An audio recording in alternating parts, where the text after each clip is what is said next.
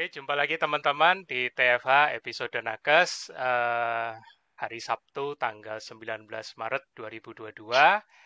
Eh, saya mau sapa dulu dengan founder kita seperti biasa. Selamat siang, Mas Tio. Halo, selamat siang semua yang udah hadir. Mas, kita jumpa di format baru ya.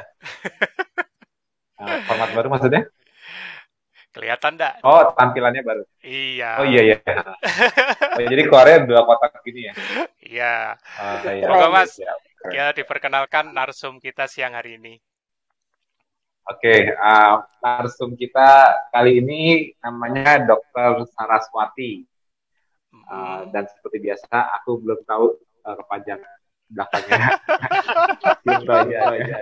Jadi dimaklumin ya karena pelajar itu. Yang aku tahu ya simpel-simpel SPPD tahu. Kalau neurologi tahu. Kalau ini mungkin nanti udah Mbak Saraswati sendiri yang menjelaskan kepanjangannya apa. Jadi biar biar buat pengetahuan juga kan biar orang awam juga sedikit nggak ngerti di belakangnya apa kan. Aku Hmm. juga sambil masih belajar sih. Kalau yang paling gampang sih memang gelar di depan kayak apa gitu RR tuh kan. Hmm, hmm, hmm, Nah, hmm. jadi jadi kali ini nih kita mau mau ini nih mau dapat sharingnya dari Mbak Saraswati dari Hmm. mulai awal kenal kenal dari siapa misalnya ada yang tahu atau tiba-tiba masuk sendiri misalnya karena lagi browsing ya Hmm. atau terus misalnya pada saat mau menjalankannya apakah ada alasan tertentu misalnya karena saya ada keluhan ini atau niat tertentu. Nah, setelah itu apa yang didapat setelah menjalankan? Apakah ada perbaikan-perbaikannya? Apa Hmm. ada apa kesulitan dan kendalanya? Nah, terus yang berikutnya respon lingkungan dan sejawat. No, sorry, respon keluarga biasanya paling penting ya keluarga dulu, baru lingkungan dan sejawat yang sudah pasti. Mungkin Hmm. bakal di komen atau gimana karena ini gaya hidup KF anti mainstream. Dan mungkin nanti juga ada pertanyaan yang masih mengganjal di Mbak Saraswati seputar KF yang mungkin bisa ditanyakan ke aku juga. Nanti insya Allah jadi apa jawabanku jadi konsumsi untuk audio TFH dan juga nanti yang nonton YouTube-nya. Oke, nggak berlama-lama silakan lanjut Mbak Saraswati dengan Mbak Saraswati. Oke, terima kasih. Assalamualaikum warahmatullahi wabarakatuh. Waalaikumsalam. Selamat siang. Terima kasih Ya. sekali Mas Budi, Mas Teo. Ini suatu kehormatan buat saya. Karena memang saya ini biasa dikenal orang yang dalam posisi out of the box. Apa kegiatan saya itu juga termasuk yang seperti itu gitu. Jadi kalau di KFLS ini sering sulit dipercaya orang, saya pun juga sudah siap menjadi orang yang tidak percaya, tapi akhirnya menjadi bagus. Hmm. Oke, jadi kalau tadi Mas Tio menanyakan saya cuma seorang dokter umum biasa. Kemudian saya mempelajari tentang psikologi, sehingga master saya tentang psikologi. Ini artinya nggak kesampaian jadi psikiater nih ceritanya. Oh. Kemudian PIAS itu adalah Fellow Indonesian Association Sexolog.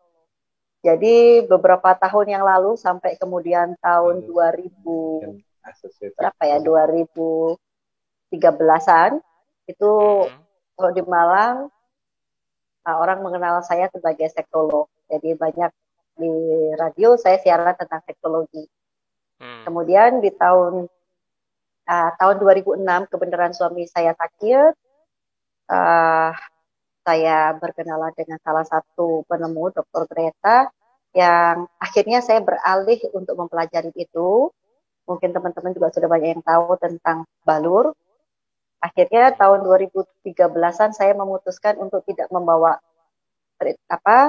trademark saya sebagai seksolog supaya orang nggak bingung gitu kan, nanti pertanyaannya jadi bingung juga gitu.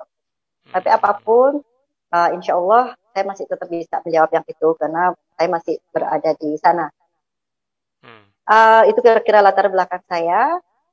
Jujur saya mengenal tentang keto, bermulanya mungkin saya sepotong keto gitu dulu deh, ketosis gitu ya. Hmm. Itu memang dari saudaranya Dokter Wulan Artono. Jadi kebenaran kakak beliau saya rawat, dan selenting-selenting gitu ya, saya dengar menerapkan tentang diet ini. Saya lihat progresnya juga cukup bagus gitu ya. Udah itu selesai di situ aja, cuma saya nguping-nguping aja sedikit gitu. Sampai akhirnya pada saya sempat pergi jalan-jalan bareng dengan Dokter Bulan itu kalau nggak salah tahun Desember 2019 atau awal 2020 ya. Kami jalan, beliau memang sedang mengeterapkan cukup tertib ya, kita bagian goda-goda aja, kalau sarapan dia nggak sarapan kita goda-goda gitu, untuk membobolkan dia maksudnya. Nah tapi saya lihat memang pertama saya lihat badan dia lebih kurus gitu ya, itu saya pikir adalah suatu proses. Nah kelanjutannya Dokter Satra itu kemudian share di grup kami, saya kebetulan seangkatan ya dengan Dokter Satra, tentang TFH ini. Jadi itu tahun 2021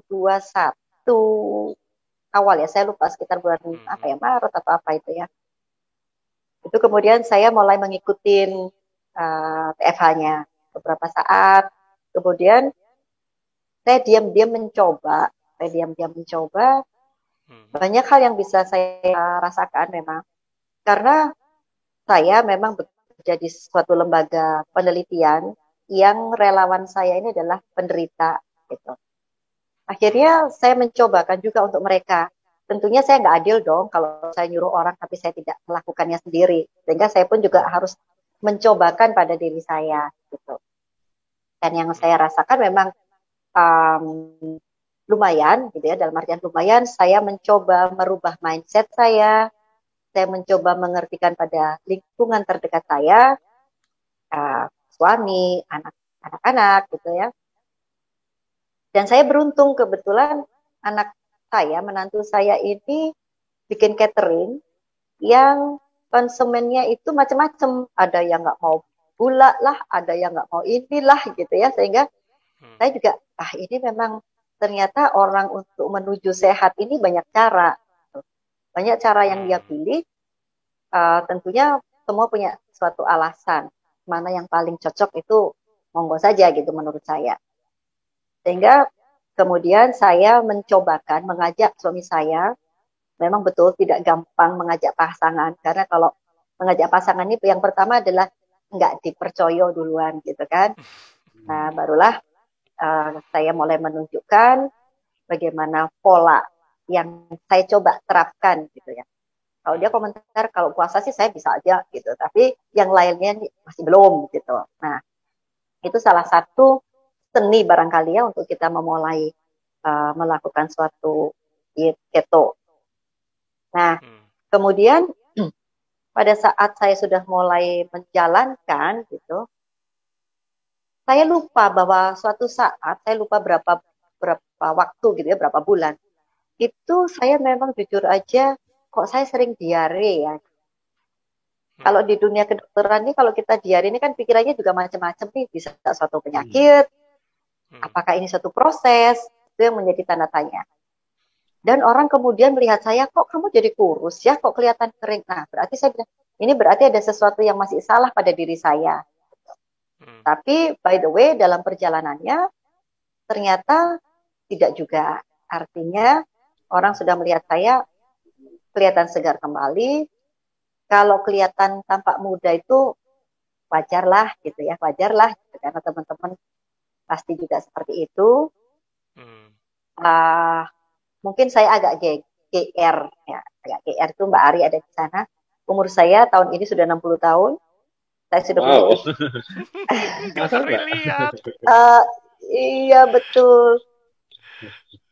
Nah, cucu saya juga sebentar lagi udah masuk SD. Saya bersyukur sekali mengikuti KFLS ini membuat saya jujur stamina saya cukup bagus. Memang saya belum menguji, itu tadi ajakannya naik ke Bromo ini ngajak Mas Tio ini, saya belum mencoba lagi ini. Kuat nggak ini? Aku udah pernah. Tapi kalau di kondisi dengan body fat sekitar 6%, kayaknya aku nyerah. Karena aku sendiri jujur, sejak body fatku udah mulai turun sampai kena 8%, itu di situ aku udah mulai ngerasa AC kamar itu aku harus naikin. Karena apa? Berasa banget, tipis banget kulitku berasa. Jadi kalau yang dengan dulu aku masih 13-14% di Bromo, banyak saksinya aku kedinginan. Apalagi sekarang, waduh. Keren deh. Ya, ya, tapi yang penting perlu diuji nyali nih Mas. Nggak harus di Bromo sih banyak. Mau ke Semeru juga bisa, lebih tinggi. Siang-siang, jangan malam-malam. Kalau Bromo itu selalu malam karena kejar sunrise. Aku tuh bukan Matahari. orang malam. Aku tim pagi. Kalau pagi siang, wah powerful. Tapi kalau udah Cantik. malam, waduh, udah lemot on, udah tinggal tepar. Susah begadang. Ya.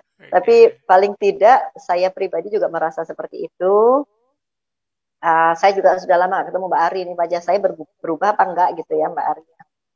Tapi yang jelas memang saya merasakan daya tahan tubuh saya lebih bagus. Saya bersyukur beberapa hari yang lalu, minggu kemarin ya, suami saya terpapar COVID, ya mungkin juga karena dari pasiennya. Kemudian anak saya justru sesudah booster, kita periksa loh lah kok ternyata positif juga gitu. Dan yang bertahan adalah saya dan cucu saya. Nah, mungkin ini saya berharap salah satunya justru juga karena saya betul-betul bisa menekan karbo itu sendiri. Sehingga betul kata Dr. Pimpi itu, jangan jadi host yang baik deh buat COVID. Suruh pergi aja dia, nggak usah dikasih makan gitu. Saya setuju itu, alhamdulillah sampai dengan hari ini, insya Allah baik-baik saja. Semua sekarang sudah negatif. Saya pun bersyukur tetap sehat. Yang jelas tetap saras nih Mas Tio. Mudah-mudahan Mas Tio ngerti artinya saras ya. Saras apa ya? Aku juga baru Mas, jangan tanya kan. Kalau RM nggak boleh pinter. Percaya aja udah pinter itu pasti bahasa Jawa kan? Saras. Apa Mas? Aku juga nggak tahu. Yang penting nggak tahu lah, berarti aku aman, pasti aman. Saras itu sembuh Mas, jadi selalu sehat nih. Saras itu sembuh, gitu. Sehat jadinya. Jadi kalau orang tanya gimana, oh saras gitu. Makanya saya bekerja di lembaga penelitian itu, klinik saya tulis rumah sehat supaya orang yang masuk sakit keluarnya sehat, bukan rumah sakit. Kalau leres apa? Leres. Laras itu benar. Kalau laras itu benar ya? Ya. Laras benar. Iya. Jadi mungkin itu Mas Tio yang bisa saya sampaikan. Ada banyak hal sih sebetulnya yang ingin saya tanyakan ya, karena kebenaran tadi yang saya cerita, saya punya banyak relawan yang kebenaran apa ya? Contohnya ini, modelnya ini salah satunya suami saya dengan cancer yang survive ya sampai sekarang. Tapi banyak juga yang di tempat kalau suami saya kanker kelenjar limfoma yang terdiagnosis tahun 2006. Mang Hodgkin. Iya. Jadi sampai sekarang alhamdulillah survive. Nah, tentunya karena modelnya suami saya sebagai cancer, banyak sekali mereka yang datang, ada nasofaring dan sebagainya, leukemia dan sebagainya.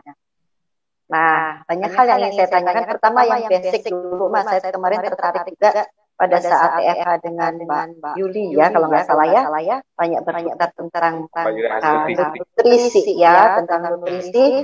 Ini kalau kita ini sering kali pertemuan atau rapat. Ini kan ada schedule.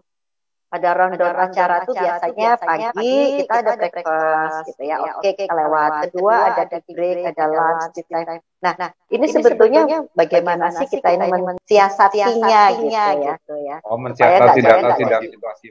Ya, artinya kadang-kadang sih kan ada juga sih yang ngomong amat sih nggak makan gitu. Kita bukan masalah makan nggak makannya sih sebetulnya, tapi sebenarnya ingin saya pertanyakan adalah memang di dalam dunia medis dulu pada saat saya sekolah itu tahun 70-an 79 itu kita tahu yang namanya nutrisi 4 sehat 5 sempurna. Dalam perjalanannya kemudian menjadi gizi seimbang. Ya seperti yang disampaikan pada Piringku ya. Sekarang piringku ya. Nah, betul. Ya kan? Gizi medis yang piring. Amerika kan berubah naik terus kita ngikutin dalam Nah, kita ini seringkali ngikutin kadang-kadang kalau saya berusaha untuk bagaimana kearifan lokal itu bisa kita manfaatkan. Jadi kayak teman-teman tadi ada yang dari Palembang, dari Kalimantan tuh ikan gampang banget gitu. Sementara kita yang di daerah daratan itu memang bukan sulit banget sih karena ikan air ada, di tempat ada. Kalau iya, itu kayaknya tempo hari saya istilahnya melihat mahal ya pakai KFLS. Itu tentunya PR kita gitu bagaimana kita mensiasati. Mungkin itu dulu deh Mas sebelum saya nanya yang perkara sakit. Thank you. Nah, kalau yang cara mengakali, jadi gini, sebetulnya ini problem lama ya. Nggak cuma masalah mensiasati respon lingkungan. Karena kan lingkungan berbeda. Ini orang kok sekarang nggak makan. Ini kok orang kalau pagi di acara kok nggak makan keluhan para warrior itu banyak banget. Katanya ada nih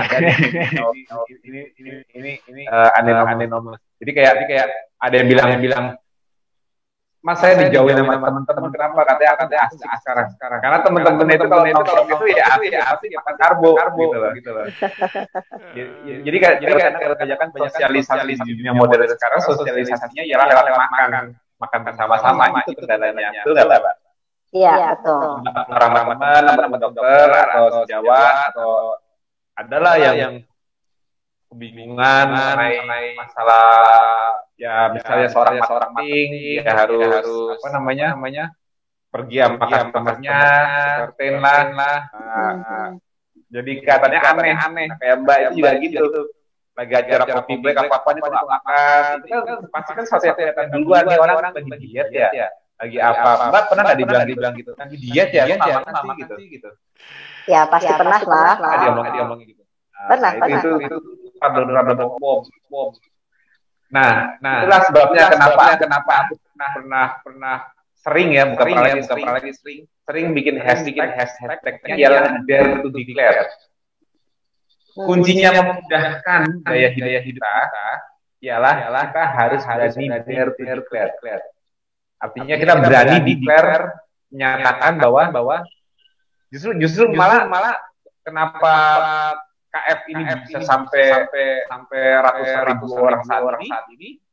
Kalau boleh jujur aku pribadi yang kali aku tahu KF ataupun yang tahu langsung dari mulut diri mengenai KF itu apa, itu aku rasa nggak bakal lebih dari orang sejak awal ada KF. Tapi bisa sampai ratusan ribu kayak gini, itu sebenarnya perpanjangan istilahnya paying forward itu gini. Orang merasa lebih sehat, orang merasa lebih baik setelah menjalankan KF. Terus dia ngajak, kasih tahu, misalnya dia ada temannya yang dia kebanyakan karena awalnya fatigue. Jadi awal-awal KF itu dulunya gini. Seingatku ya. Pertama kali kita 2010 kalau nggak salah ya, 2011 ya. Yang pertama kali ikutin pola ini ialah seorang anak yang dengan tumor otak. Nah, anak dengan tumor otak ini, alhamdulillah Caesarnya serangannya langsung berhenti lah, gitu lah. Istilahnya langsung perubahannya luar biasa. Tadinya dia sering kejang, matanya sampai lari. Begitu dia udah makan karbo, nggak nyampe 3 hari, 4 hari lah paling harus ingat itu ya. Itu Caesarnya stop.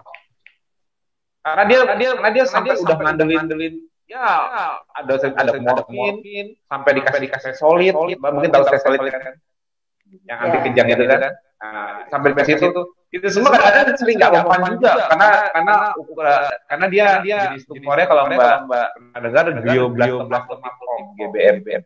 Itu berat. Nah, tapi setelah 3-4 hari menjalankan ini langsung Caesarnya turun.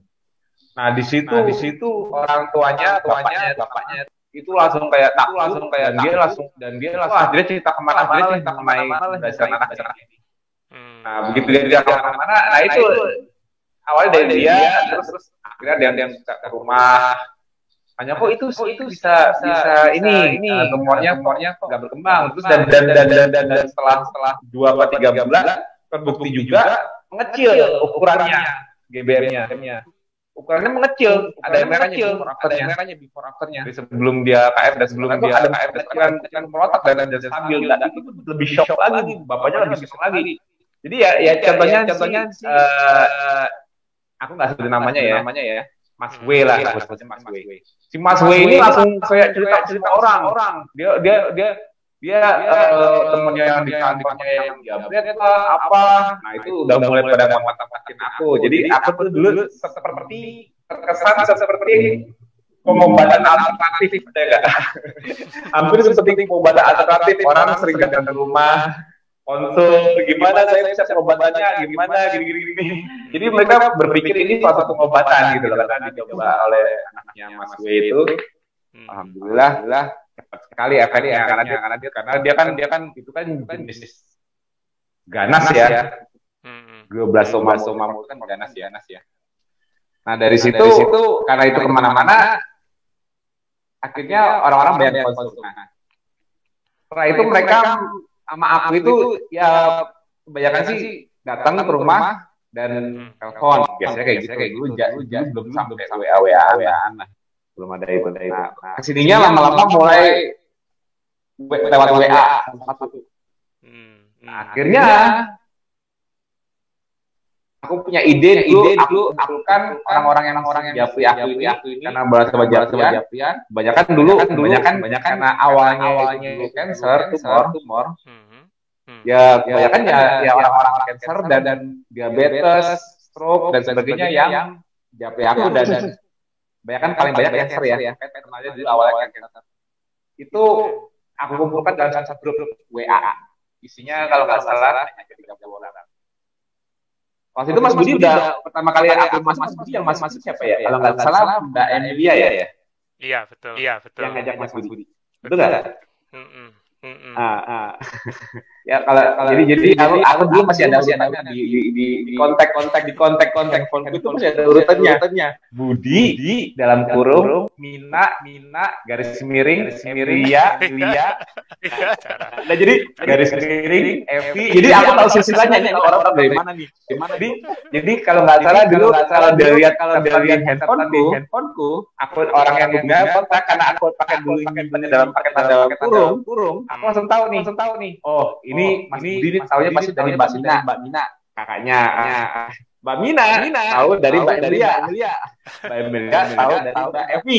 Nah, jadi nanti aku jadi awal-awal masih gampang urut rantai informasi masih gampang urut.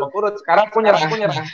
Aku nggak tahu orang-orang itu udah tahu udah ke mulut. Aduh, udah rantainya ya itu. Jadi AF itu bisa berkembang sekarang. Alhamdulillah karena orang-orang melakukan yang disebut namanya MLM. Tapi MLM yang Mas Budi walaupun di awal sampai sekarang belum dapat kapal siar.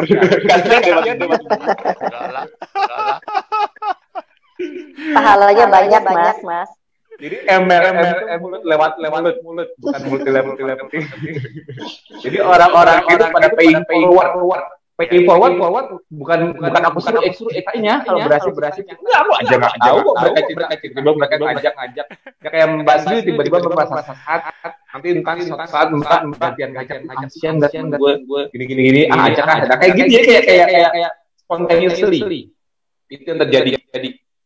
Nah, tapi setelah grup itu terus aku juga waktu itu grup FB tapi kalau secara media sosial dulu di FB followerku kebanyakan orang bule. Karena di grup FB itu dulu yang isi itu kebanyakan kan dari grup keto lain. Keto standar aku kenalkan ketosis. Karena aku membawa konsep yang berbeda. Enggak membawakan pola hidup. Jadi kalau di luar negeri itu ya kayak di Indonesia. Kalau di Indonesia kalau aku ajak orang puasa, mereka bilang gampang enggak? Rata puasa lagi yang muslim. Ya kan? Aneh. Nggak suatu hal yang aneh kan? Ya, ya, Bukan suatu hal yang aneh kan? Puasa itu. ya, Tapi ya, di udah. luar negeri, di luar di grup puasa itu menakutkan. Susah, susah. Susah. Ya. Mereka lebih suka diet. Kalau di grup luar, kalau Mbak masuk tertentu, Mbak harus download kayak aplikasi atau apa untuk menghitung kalori. Mbak isi kalori berat badan berapa, tinggi berapa, berat badan berapa, nanti body fatnya berapa, dikasih gambar, persentasenya berapa, berdasarkan gambar tersebut kira-kira body fat ketahuan, nanti ketemu, dihitung lagi supaya dapat kalori sama aktivitas, nanti ketemu kalori harian. Pada kalori harian itu nanti keluar rasio dari protein, lemak, dan karbonya harus berapa. Nah dari situ nanti ada target harus makan makronya. Jadi kayak dan bagi orang luar negeri itu menghitung karena mereka diet, jadi mereka suka menghitung, mereka suka tracking.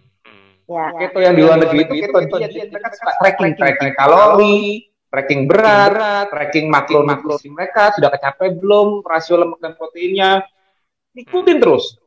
Dan mereka mantau, dan mereka lihat progresnya. Kalau mereka belum turun lagi, mereka nanya lagi di grup. Nah, sedangkan pada saat aku masuk ke grup itu, aku memperkenalkan gaya hidup bahwa make it simple. Jangan jadikan diet. Jangan hitung-hitungan. Makan aja semua sumber hewani. Bebas. Nggak usah milih-milih mana yang lemak dan protein. Nggak usah pakai rasio-rasioan deh. Nggak usah pakai timbang-timbangan deh. Yang penting dimakan hewani aja. Itu kayak gitu aku dulu pertama kali ngajaknya. Dulu aku sempet sering clash di grup-grup luar dengan admin sana. Kenapa? Admin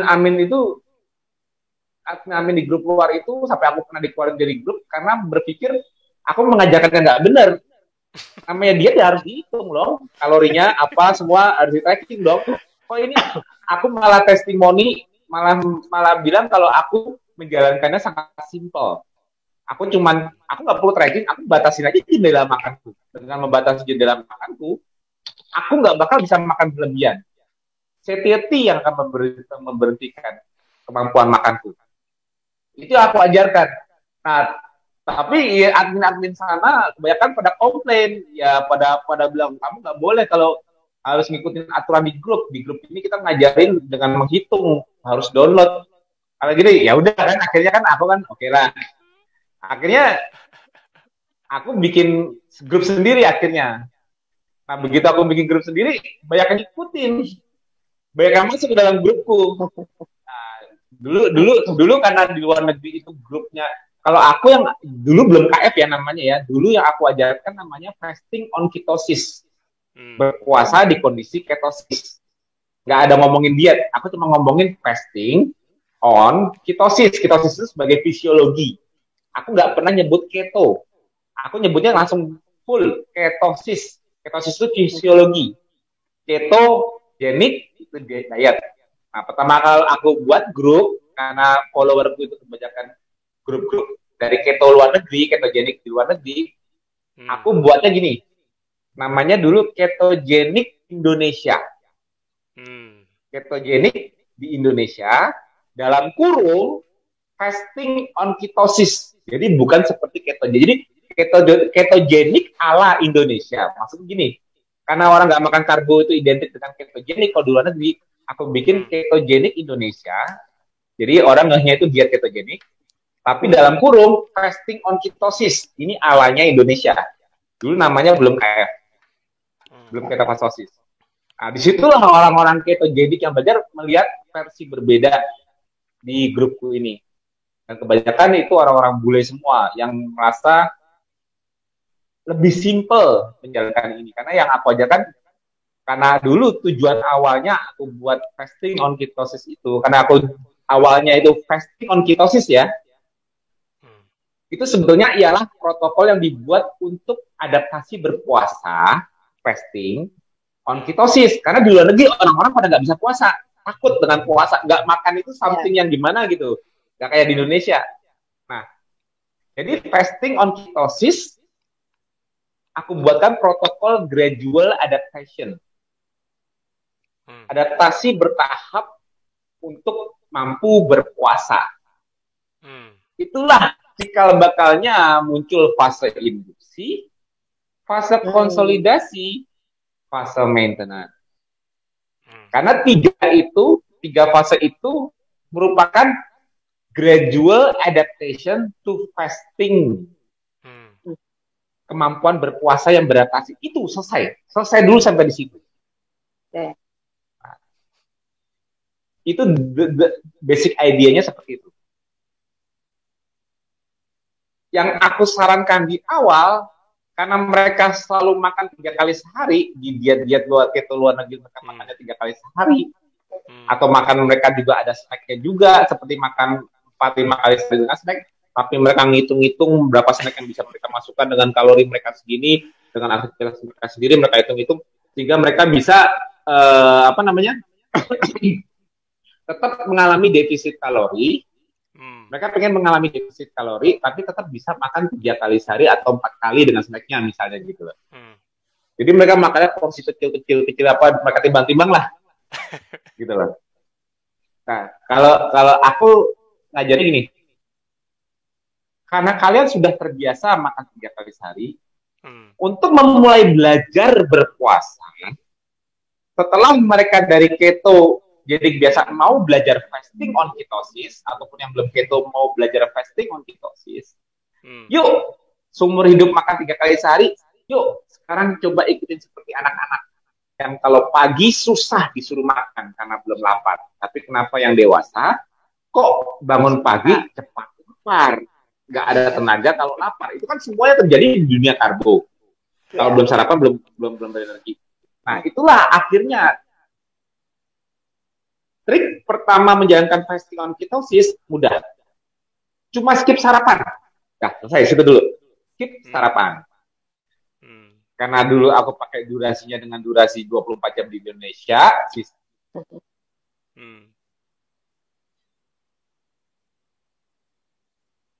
Halo, Mas? Keluar. Suaranya hilang. Mas Tio, suara hilang. Mas? Aku jam 12 siang patokannya. Lunch. Tadi sempat hilang, Jadi Mas. skip Suaranya, sarapan Mas. dulu.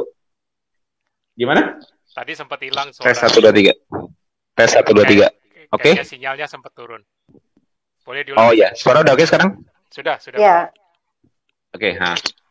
Jadi dengan skip sarapan itu udah langkah awal masuk ke belajar beradaptasi berpuasa ala fasting on ketosis.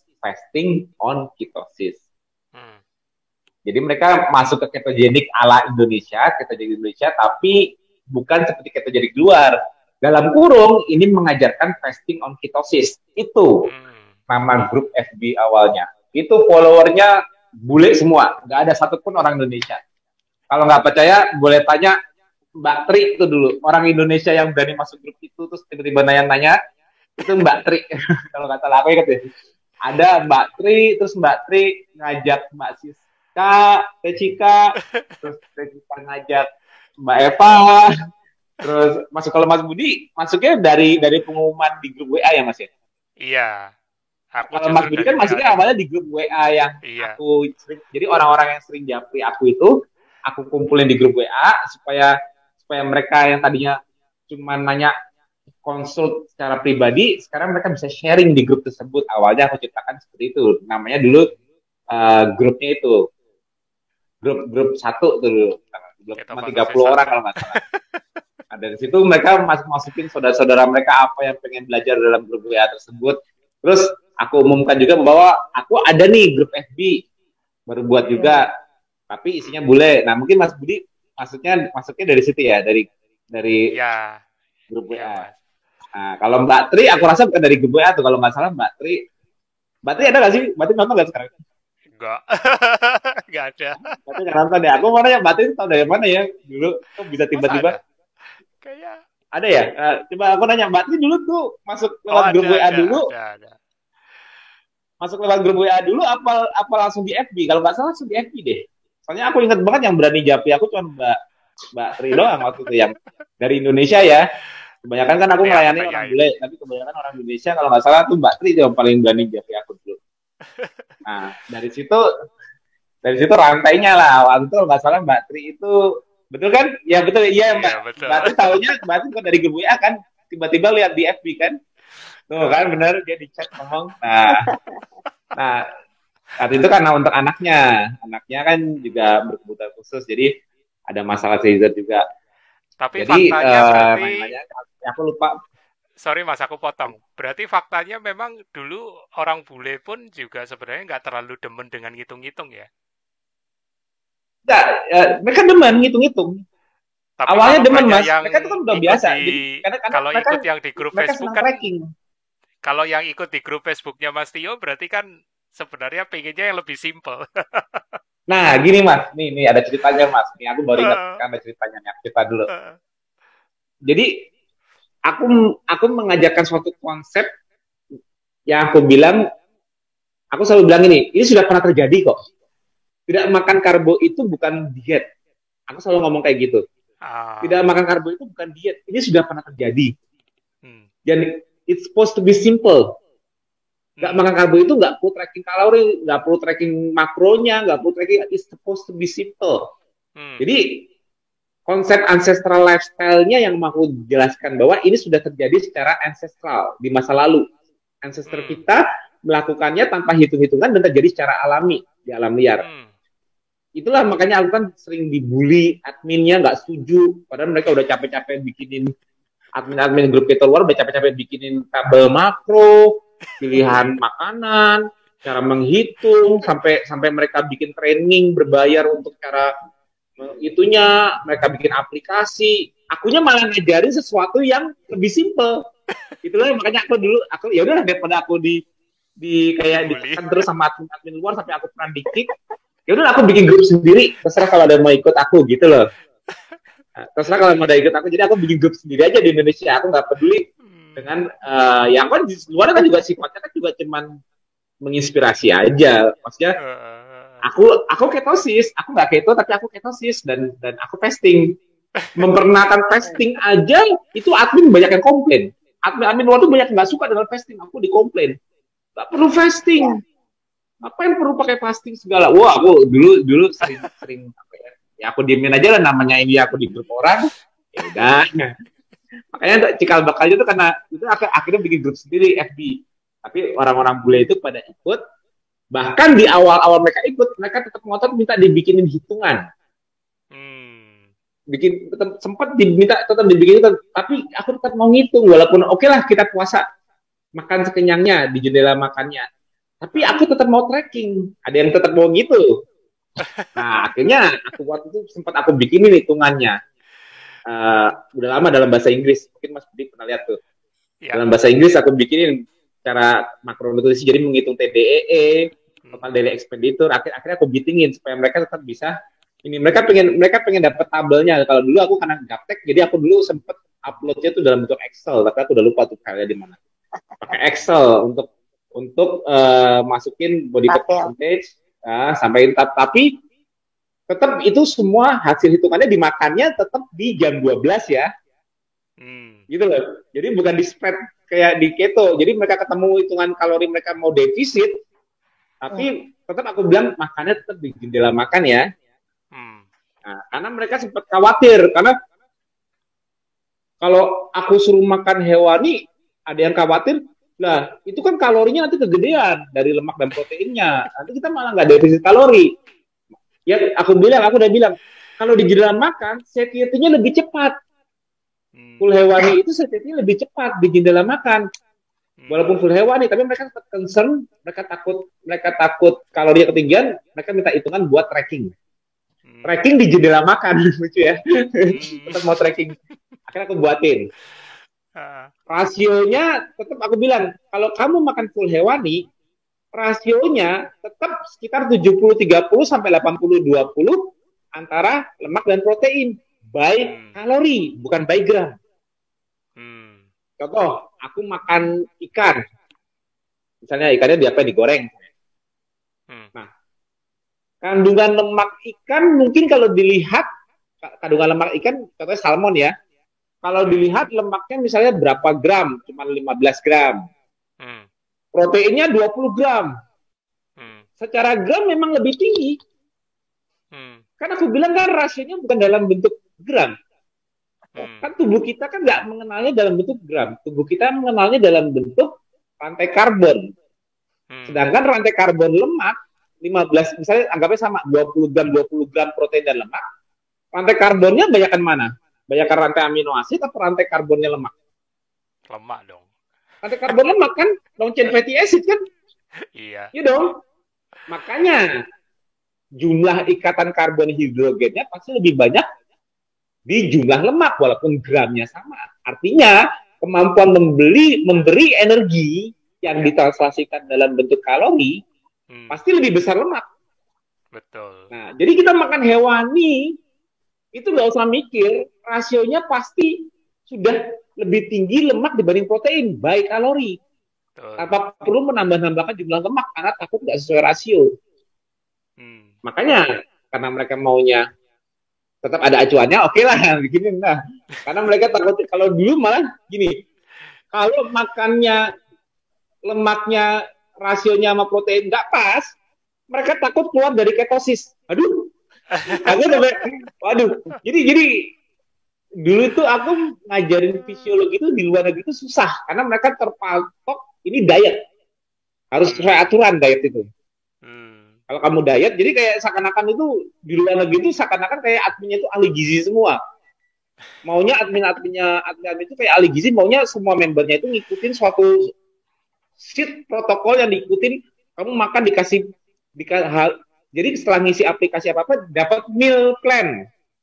Meal plan itu kayak rencana makan kamu makan ini, dikasih opsi-opsinya gini. Nah, begitu aku masuk dengan pola KF, dengan pola festival ketosis, wow, ya wajar dong adminnya pada meradang, ya kan? Itu sebabnya. Ini nggak apa-apa ya Mbak, aku jawab aku jadi cerita kita ngomong masih ke nostalgia. Nah, itu sebabnya aku langsung membuat grup sendiri itu karena aku mau ngajarin puasa bertahap. Untuk memudahkan supaya nggak usah ngitung-ngitung kalori, makanan yang otomatis paling cepat meningkatkan satiety itu artinya kepuasan, rasa kenyang cepat. Secara fisiologi, aku ngajarnya secara fisiologi, itu sudah pasti sumber hewani. Kenapa? Karena hanya hewanilah, protein dan lemaklah yang tidak buru-buru dilepas dari lambung ke usus halus. Sehingga lebih cepat membuat lambung kita stretch. Sedangkan unsur nabati, walaupun ada proteinnya, rata-rata unsur nabati, terutama malah karbo, itu lebih cepat dilepas ke usus halus. Kemampuan untuk stretchingnya, stretch lambung untuk sinyal kenyang, itu tidak lama. Cepat lapar lagi. Ya. Nah, jadi aku bilang, do it simply gitu. Lakukan secara simple. Awal kamu mulai skip sarapan dan di jendela makan, pilih makan hewani. Hewaninya apa? Bebas. Yang penting fauna.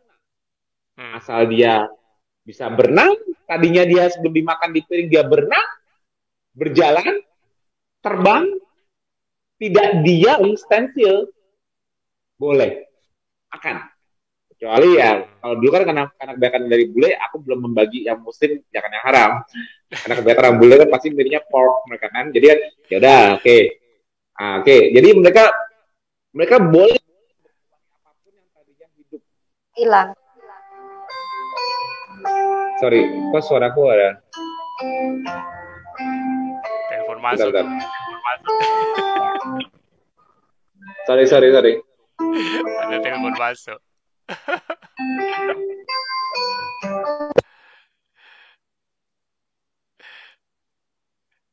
Tar. Oke. Ya, jadi memang cukup menarik ya kalau kita kemudian sekedar ngomong makan ini ternyata pola makan ini yang betul-betul mempengaruhi dalam kehidupan kita sebetulnya ya. Betul, Mbak. Tapi rasanya memang paling ya, karena saya menghadapi beberapa relawan ya, saya harus mempelajari beberapa macam diet. Saya sangat suka karena di sini memang lebih menekankan untuk saya merekomendasikan karena lifestyle-nya, jadi tidak terpotong kita ngurusin makan aja gitu ya.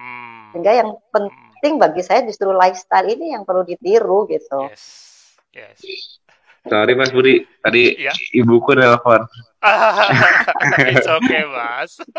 Nggak, soalnya handphone ini nomor handphone ini nomor jalur khusus keluarga. Jadi yang tahu nomor ini cuma keluarga, bukan yang 0811 itu kan semua orang tahu itu.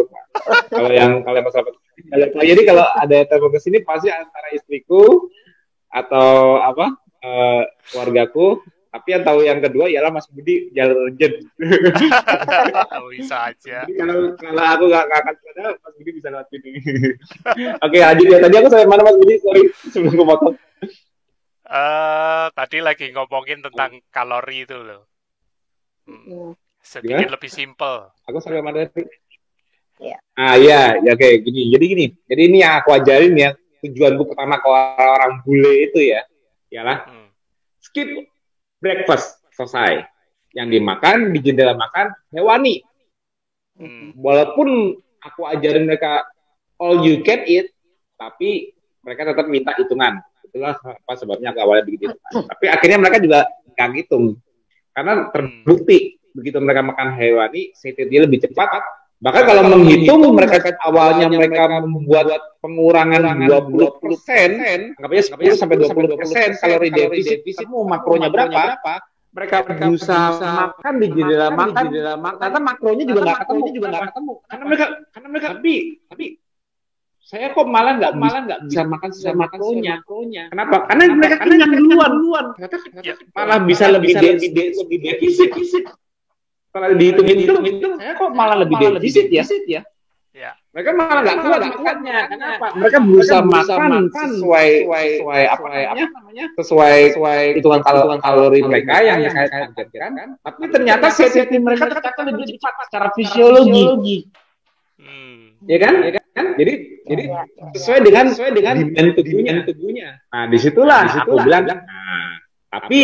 Tapi dulu aku ajarin juga gini. Di protokol tersebut, aku nggak bisa mantau orang dulu kan. Jadi kalau nanti mau makan sesuatu yang tidak tepat meningkatkan satiety, contohnya nabati. Contoh nih Mbak. Kalau Mbak kasih paha ayam. Atau daging lah. Semangkok penuh. Sama aku kasih contohnya nabati yang keto apa? Timun.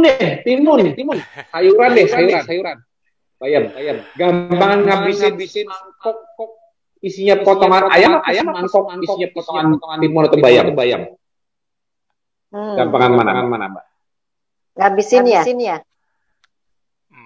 Mana yang cepat kenyang? Cepat kenyang. Kalau saya dulu sih memang membiasakan dulu nih Mas. Saya memang mengkonsumsi sayur lebih banyak. Tapi mencoba karena nggak cepat kenyang. Ya. Karena nggak cepat kenyang. Coba Mbak ngabisin rendang semangkok aja. Nggak usah semangkok bayam, nggak semangkok kenyang. Coba Mbak mampu nggak rendang ngabisin semangkok? Ya isinya sampai 8 tuh kalau semangkok. Gak bakal bisa. Jamin. Habis. Itulah fisiologi. Karena nabati sensor di lambungnya tidak membutuhkan pencernaan lama-lama oleh asam lambung. Tidak membutuhkan denaturasi seperti protein.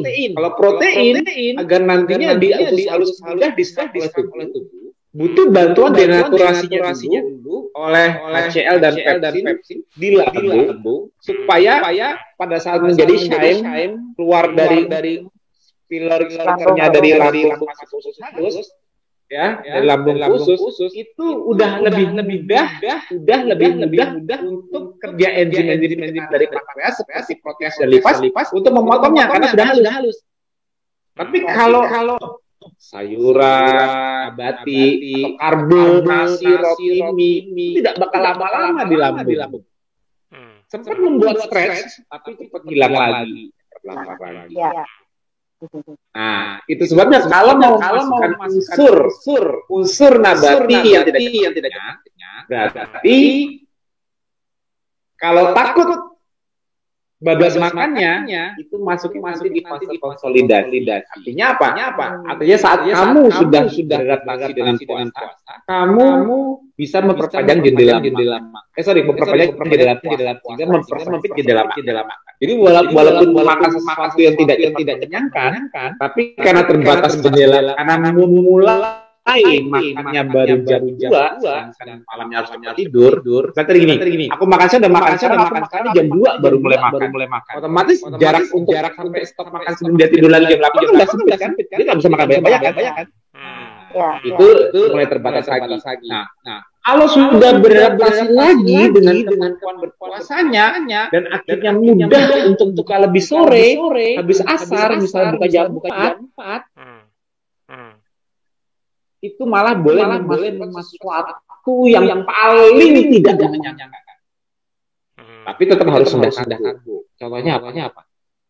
Strawberry, blueberry, buah-buahan yang tidak manis itu boleh dijadikan sebagai saran sebagai dessert mulut bukan di awal.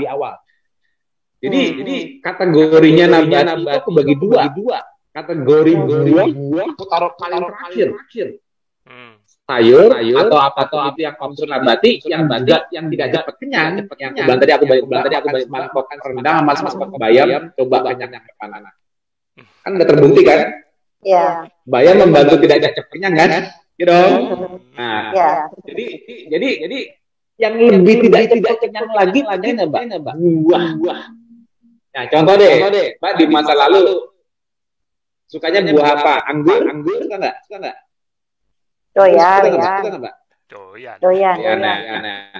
Kalau aku beli sekilo anggur, kira-kira ngabisinnya mudah anggur. Sambil nonton TV, ngemil aja anggur.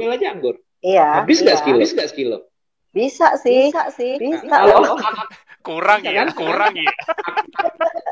Aku beliin sekilo ikan, sekilo ayam. Coba nonton sambil ngemil ayam ikan. Sekilo. Blenger deh. Sekilo rendang. Sama-sama sekilo by weight. Butuh waktu tuh Mas.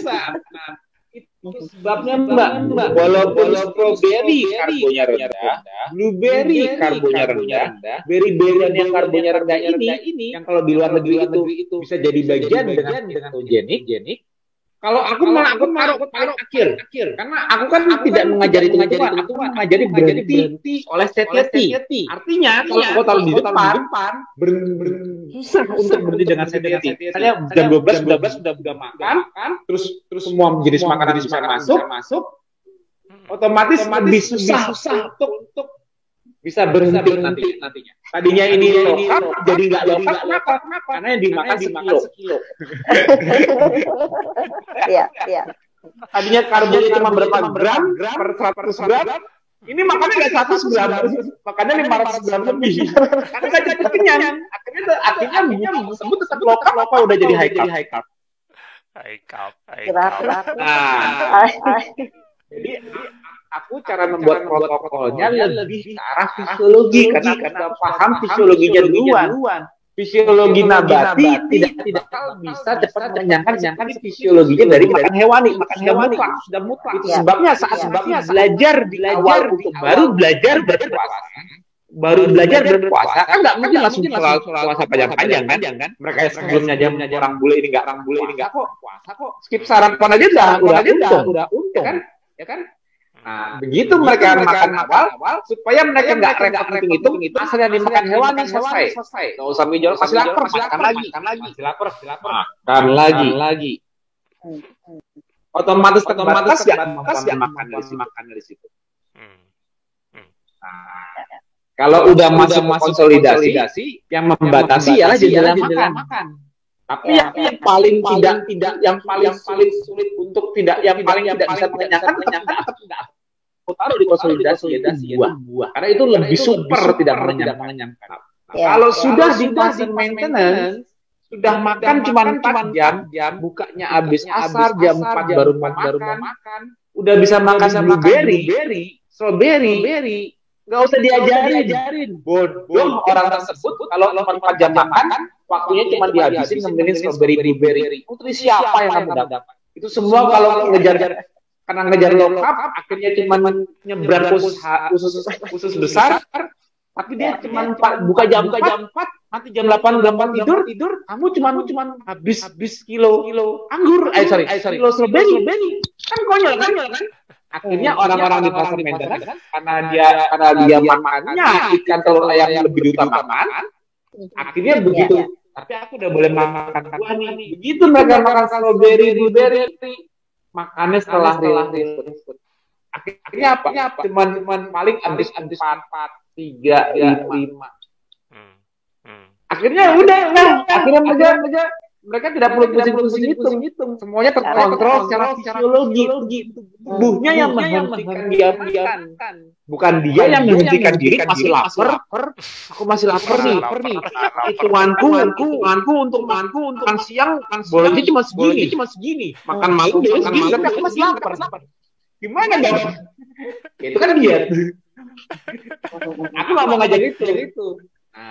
Tapi dengan desainku seperti itu, induksi konseling maintenance, aku tetap masih barometer. Karena orang-orang ini belum pernah berpuasa, dan aku tahu sama seperti gini. Orang-orang yang belum pernah olahraga, aku mau suruh olahraga. Orang-orang belum pernah berpuasa, mau aku suruh puasa. Puasa dan olahraga itu memberikan stres tubuh. Walau hasil yang dihasilkan adaptasinya ialah sehat. Sehat itu dalam bentuk apa? Resistansinya meningkat. Tadinya aku nggak bisa harus makan dari pagi. Sekarang jam 12 makan nggak apa-apa. Artinya resistansi terhadap puasa meningkat. Puasa jadi mudah, relax. Tadinya aku nggak pernah olahraga, jalan 100 meter ngos-ngosan. Begitu dia pelan-pelan belajar olahraga, akhirnya 200 meter, 500 meter lari. 100 meter dari itu kan semuanya kan memberikan kan harus bertahap dong. Betul ya? Ya. Karena aku tahu secara fisiologi puasa tidak ada bedanya dengan olahraga. Dua-duanya best. Di protokol aku kasih catatan. Untuk pindah fase mengacu dulu ke GDP, gula darah puasa. Sejak awal, karena aku nggak bisa mantau orang-orang. Karena dengan itu mereka bisa self-care. Self-care itu gini. Aku mau buru-buru memanjangin puasa karena aku mau lebih sehat. Begitu mereka memanjangin puasa, alias memberi stres lebih ke badan. Tadinya GDP-nya misalnya 90, 100, kok malah lompat jadi 150, 120. Padahal puasa lebih panjang. Jadi jangan bingung dengan puasa dan olahraga gini. Untuk ngetesnya gampang. Kamu gula darah puasa berapa? 100, 90. Bukan puasa, tapi belum pernah olahraga kan? Langsung aku suruh olahraga. Kamu lari, sprint, akan beban. Nah, coba cek besok gula darah puasa 190. Kok malah naik saya olahraga? Itulah efek stres. Kalau tubuh belum membentuk adaptasinya, belum membentuk resistansinya, maka stres di tubuh akan lebih tinggi. Kalau stres tubuh lebih tinggi, tercerminnya dari mana? Level simpatetik, pianorefinetik lebih tinggi. Dan jalur HPA aksis dari otak ke adrenal yang menghasilkan kortisol akan lebih tinggi. Saraf simpatetik dan kortisol ini akan mempengaruhi liver untuk meningkatkan pembuatan gula, gluconeogenesis. Kapan gluconeogenesis bersih dilihat tanpa unsur makanan? Saat di jendela puasa pagi. Jadi kenapa aku acuannya GDP? Karena GDP mencerminkan jam 9-10 ialah gluconeogenesis tanpa unsur makanan, postprandialnya. Jadi kalau liver buat gula pagi-pagi, otomatis stres di tubuh kamu bangun pagi ketinggian. Apa yang kamu lakukan kemarin? Puasa berlebih, stres berlebihan di pikiran, olahraga berlebih, puasa sebelum waktunya, atau simpelnya tidur malam kamu berantakan. Semuanya tercermin di gula darah puasa. Nah, itulah sebabnya awalnya aku taruh di protokol untuk apa? Aku mau mengajari orang adaptasi dengan stres loh puasa. Makanya aku kasih safety measure dengan kontrol GDP sebelum kamu mencoba menambahkan stres ke tubuhmu. Artinya apa? Menambahkan jendela puasa. Sama seperti orang olahraga menambahkan jumlah intensitas olahraga. Perhatikan, jangan sampai tubuhnya akhirnya malah stres, bukannya malah berlebihan. Nah, itulah sebabnya GDP itu selalu jadi acuan. Uniknya, kalau di grup luar negeri dulu yang dikejar apa? Mereka nggak ngecek GDP, yang ngecek apa? Keton. Ngejar tinggi keton. Ngejar keton urin. Aku udah di ketosis nih, sampai urinnya itu sampai udah gelap warnanya. Ketosisnya keren. Udah ya memang itu artinya ton di urinnya tinggi. Aku bilang gini, so what? Nantinya turun, nantinya hilang. Itu artinya marah-marah di luar. Karena mereka sorry, maaf ya. Karena mereka jual konsumtif apa? Udah repotnya ya. Oke kan cuma kasih tahu fisiologi kalau di komplain itu ya oke lah. Makanya kalau di grup aku buat sendiri, aku bebas dong. Karena aku ngerti fisiologi, nggak perlu ngecek keton. Kenapa? Kamu begitu kamu nggak makan karbo, cuma butuh 2 kali 24 jam, kan masih keluar, nggak perlu dicek. Pasti ada. Kecuali kamu makan karbo, ya pasti gak ada. Selesai. Nggak perlu pakai keton urin. Kalau keton urin itu pasti keluar karena masih tinggi dulu di awal. Nantinya setelah ada tonnya turun, nggak bakal dikeluarin lagi di urin lebihannya. Namanya kalau yang mau dicek di darah pun lama-lama juga menurun, tidak hilang. Lama kamu tidak makan karbo, selesai. Itu nggak jadi barometer apapun keton itu. Mau keton berapapun ya artinya kamu bakal lemak, selesai kan? Emang apa? Artinya ketosis kan bakal lemak di badan, selesai cuma itu. Kalau yang aku butuh tahu ialah level stres di tubuh. Itu yang aku butuh tahu. Jadi aku nggak lihat lewat keton. Lihatnya lewat puasa. Itulah kenapa barometer awalnya aku taruh di protokol.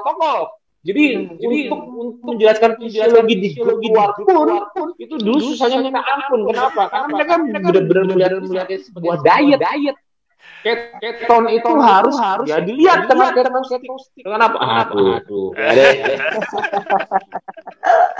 Tapi sekarang udah mulai mengerti kan kenapa sejak awal ada GDP udah mulai ngerti kan? Karena itu murni melihat fisiologi manusia pada saat dia stresnya berlebih apa enggak. Dan rata-rata kalau tidurnya bagus, stresnya tidak berlebih, itu rata-rata orang ketosis gula darahnya di bawah 80 rata-rata. Makanya mudah untuk memiliki gula darah sekitar 75, sekitar 60-an. Itu mudah. Kalau sempurna, benar-benar 24 jam stres berlebih di badan. Kalau kalau dengan breakfast aja mereka gula darahnya susah di bawah 80. Mendingan koreksi dulu gimana pada 80. Enggak usah buru-buru nambah stres. Enggak usah buru-buru nambah tes badan. Gitu loh. Itulah kenapa pentingnya acuan GDP untuk pindah fase di protokol itu asal gitu. Kenapa? Karena Aku nggak peduli orang jalannya siapa, tapi kalau dia ngikutin sesuai protokol, dia nggak bakal menambah jendela puasa tanpa melewati tes GDP. Tapi nyatanya di lapangan ya tambah-nambahin aja sendiri. Masa mampu corona, tapi mereka nggak tahu dia tuh tiba-tiba tidur jadi nggak bagus, tiba-tiba jadi nafsu makan menurun. Karena mereka nggak ngecek yang terjadi di lapangan. Tapi aku udah baru ngeceknya tubuh, udah aku tulis aja. Itu fisiologi. Awal aku buat protokol itu. Nah, dulu aku nggak bisa jelasin ke orang mengenai sistem saraf autonomic nervous system dengan gamblang kayak sekarang nggak bisa. Ini learning by doing menyederhanakannya. Dulu ada, aku cuma nulis simpatik, resen digest dan itu doang. Karena kalau aku dulu mau jelasin ke orang pentingnya mantap ini lewat yang terjadi lewat GDP, aku pakai bahasa dewa. Nggak ada yang ngerti.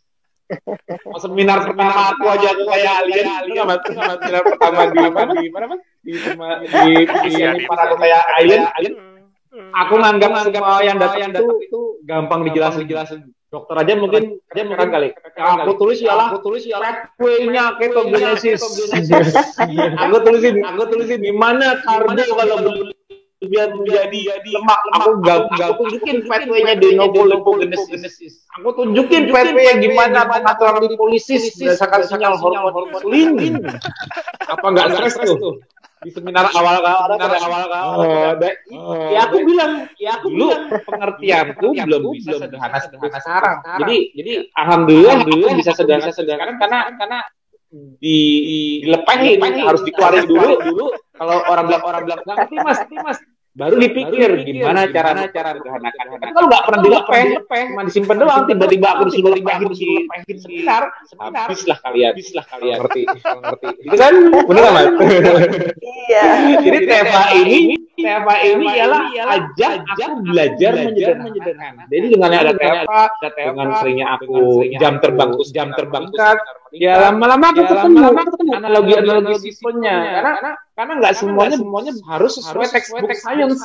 Walaupun di grup Medcon kerjanya ngasihin jurnal. Tapi itu bukan yang dibutuhkan orang, yang dibutuhkan orang aman. Make sense secara analogi. Karena mereka belum sampai. Kalau belum ada waktu dan juga waktunya belajar fisiologi dan biokimia kan. Jadi aku harus menemukan cara-caranya. Tapi balik lagi basic protokol yang aku buat ya karena aku udah paham duluan. Cuma sekarang aja aku nggak pernah dirubah. Cuman aku lebih bisa menjelaskannya maksudku di awal sih buat itu. Kan puasa itu stres loh. Itu sebabnya karena aku mengasih acuan GDP dan orang-orang susah untuk kebingungan. Kenapa kok GDP nggak bisa turun? Kenapa kok GDP ku nggak mudah turun? Sehingga aku harus lama-lama diinduksi.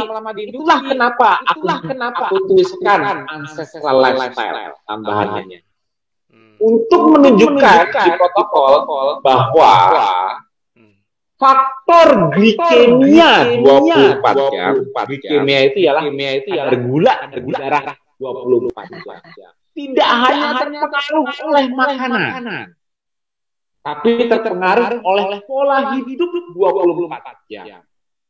Jadi itulah sebabnya aku tuliskan 5 pilar untuk mengingatkan. Kamu fasting di pagi hari, kamu moving di kondisi fasting, kamu relaxing, manajemen stres ya. Kalau dulu aku nulisnya bukan relaxing, manajemen stres. Dulu di 5 pilar itu sebenarnya bukan relaxing, manajemen stres. Tapi manajemen stres orang suka nggak paham tuh apa. Ya intinya aja. Hasil dari manajemen stres yang bagus ialah kita relax. Intinya ialah relaxing, manajemen stres. Baru feedingnya yang udah jelas protokol apa yang harus dimakan. Ya kan? Baru sleepingnya itu aku jadikan acuan untuk nggak bingung kenapa GDP turun. kalau kamu benar melakukan pilar ini harmonis, mendapatkan GDP di bawah 80 itu encer. Karena secara fisiologi bisa aktifkan. Kenapa? Mau nggak pernah makan karbo sekalipun, walau atau lagi nih, satu hari kan nggak masukkan apapun deh. Satu hari nggak masukkan apapun unsur glikemia dari makanan dinolin selama satu hari penuh. Berarti kan nggak ada hubungan makanan ya. Coba kita mulai dengan relaksinya bermasalah.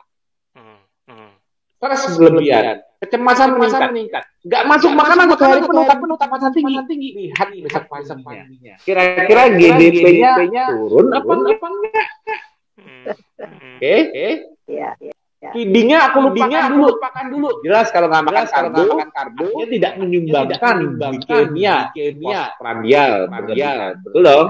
Walaupun masih ada sedikit, tapi tidak akan menyumbangkan glikemia bergula ke darah postprandialnya.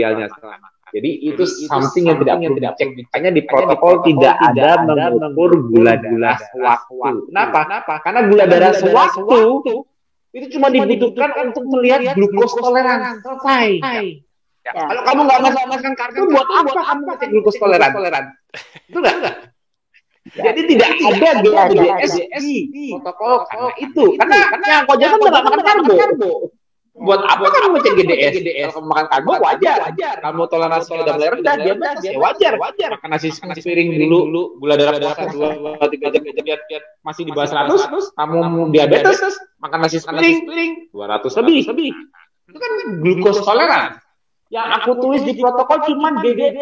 Kenapa? Cuma murni. Aku mau lihat liver ngasih clue apa dari 24 jam kemarin. Jadi tujuan GDP itu memberikan clue dari apa yang kamu lakukan 24 jam kemarin. Bukan hari ini. Ngerti nggak sih dia? Ya, jadi hasilnya itu selalu besok, bukan sekarang. Kamu sekarang puasa, kamu olahraga, kamu relaxing, kamu makan, kamu sleeping, kapan sehatnya? Hari itu yang dijalankan, apa besok baru dapat hasilnya? Besok kan intip dari GDP-nya besok. Itu yang aku maksud. Make sense nggak sekarang protokol. Ya. Ini yang susah aku jelaskan kan orang semua protokol itu udah dibuat berdasarkan fisiologi. Aku udah tahu, nggak perlu diajarin. Jadi cuma sekarang aku baru bisa menjelaskan itu aja. Dulu susah menjelaskan ini susah gitu lah maksudnya aku nggak punya bahasa sederhananya. Kalau sekarang kenapa aku buat seperti itu? Akhirnya orang gitu. Tadinya kan kenapa harus gini-gini? Kenapa harus gini-gini? Banyak negosiasi, banyak tawar-menawar ya. Susah. Akhirnya bersyukur lewat udah perlu jadi. Kalau makanya desain awalnya itu kenapa? Akhirnya aku jelaskan kembali kenapa 5 pilar suatu hal yang sudah terjadi di masa lalu. Seperti yang aku dulu nggak bisa berdebat dengan minggu luar. Aku mau menjelaskan nggak bisa berdebat karena mereka diet dan aku menjadikan gaya hidup. Aku nggak bisa berdebat. Akhirnya aku berbuat sendiri. Aku jelaskan sendiri bahwa ancestral lifestyle. Jadi ini kenapa aku ajarkan nggak usah. Karena semua itu sebetulnya sudah terjadi di masa lalu. Sudah terjadi. Kenapa? Jutaan tahun manusia hidup di alam liar, bukan di alam perkotaan dan niat diet. Kalau di alam liar, niatnya cuma satu, survive. Setuju nggak? Ya, kalau kita hidup di alam liar, hidup kita niatnya cuma satu, survive. Betul nggak? Ya. Di hutan bisa nggak niat jadi kaya? What for? Bisa nggak jadi kaya? Enggak dong. Aku mau jadi kaya raya, aku mau mobil, motor. Di hutan loh. Nggak ada. Niat semua makhluk hidup, terutama spesies manusia di alam liar ialah selesai. Jadi aku menunjukkan bahwa kenapa aku tidak mau menulis genik tapi menulisnya langsung fasting on ketosis. Karena aku berusaha menjelaskan fisiologi, bukan menjelaskan pola tertentu. Aku jelaskan bahwa ketosis suatu fisiologi yang terjadi pada saat manusia berusaha survive. Itu satu. Kapan timeline manusia berusaha survive? Ya di masa lalu yang bukan sekarang. Sekarang memang orang berusaha hidup, tapi in reality mereka sebetulnya bukan seperti realnya manusia diciptakan di bumi di awal. Survive-nya di alam liar ialah harus bisa makan, selesai. Betul nggak? Harus bisa makan, harus bisa melanjutkan reproduksi. Betul nggak? Reproduksi harus berjalan untuk survival spesiesnya juga. Setuju nggak? Kan as simply as that. Nah, kenapa ini sudah terjadi?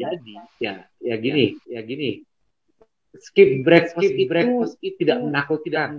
Sudah terjadi bertahun-tahun. Kenapa? Karena jutaan tahun manusia tidak punya kulkas, microwave, gudang, batu.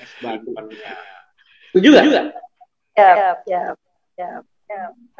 Artinya untuk memulai hari survive, kamu harus cari dulu makanannya. Beda sekarang. Ayo kerja. Cari duit supaya bisa survive, hidup, bisa beli makanan. Oke. Bentar. Pada tenaga, saya makan dulu ya. Supaya ada tenaga, makan dulu.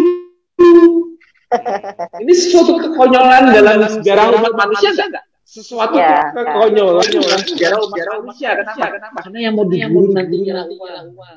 Makanan udah ada. Modal dasar itu kan uang. Nah, kalau yang dicari itu makanan. Bentar. Makan dulu.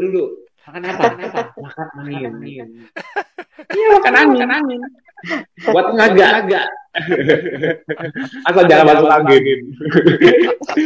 Jadi kalau di survivor dicari makanan kan impossible nggak? Kalau untuk tenaganya makan dulu. Possible nggak?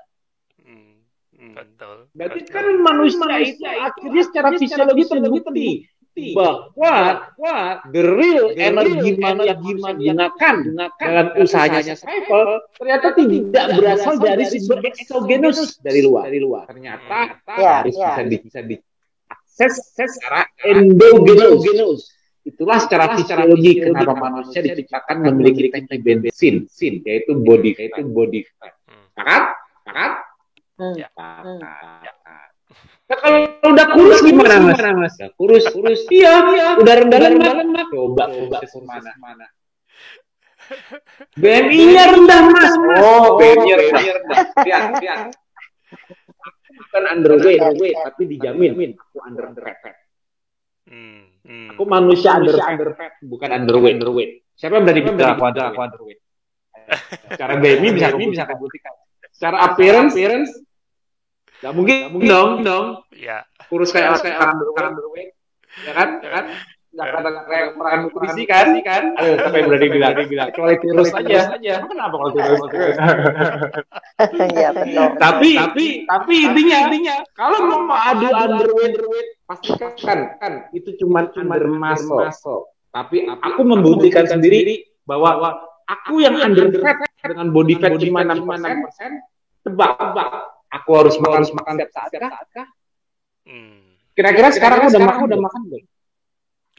Belum. Bahkan dengan bensin cuma 6% tubuh dari berat badan 65 cuma 6% jumlah tangki bensinnya. Mudah nggak aku mengakses lemak di badan sehingga aku bisa seperti ini semakin lama pikiranku semakin drain. Harusnya seperti ini nggak manusia di masa lalu kalau mau survive? Iya dong. Dia belum makan, tapi dia memiliki kemampuan besar mencari makan, sehingga probabilitas dia untuk survive meningkat. Itu nggak? Bayangkan kalau manusia ialah tenaganya dari makanan. Sarapan lemas, telat makan siangan. Coba yang dicari makanan, ketemu nggak makanannya? Ya kalau makanannya di hutan dijual, aduh akhirnya nyampe tokonya, nyampe kedainya. Mau dicari makanan yang dicari aja lari kok. Ketemu aja dia lari kok, nggak bengong, nggak nyamperin kok makanannya. Bener nggak? Cari yang jelas. Jadi konsep fisiologi di masa modern saat ini, di mana tenaga di semua sumber dari makanan dulu. Karbonya mana? Raganya dari mana? Itu semua patah nggak teorinya? Kita paham, ketosis, paham ketosis sebagai fisiologi bukan itu. Boleh hari semua penjelasan di luar sana mengenai keto. Terbentur masalah diet, terbentur masalah jangka panjang, terbentur semuanya. Kenapa? Konsep dasarnya belum paham. Hati-hati keto diet. Nanti kalau keto lama-lama begitu. Karena diet. Itu yang dipahami banyak luas. Makanya aku melarikan diri dari luar, membuat grup diri, membuat grup diri. Karena aku mau mengangkat ketosis secara fisiologi dan lifestyle. Selesai. Agar orang menjalankan ini tidak merasa ini diet yang salah. Karena kalau ini diet lalu banyak pro kontra. Wah, diet vegan bermasalah. Ada yang pegang. Oh, diet ini bermasalah ini. Karena diet pola makan. Tapi aku berusaha menunjukkan ketosisnya dulu sebagai fisiologi murni manusia yang mau survive. Dan otomatis karena ini fisiologi murni, gimana orang bisa survive di masa lalu untuk mencari makan? Harus otaknya bisa lihat di bensin. Boleh cuma 6% aku. 6% ini ngirimin ke otak.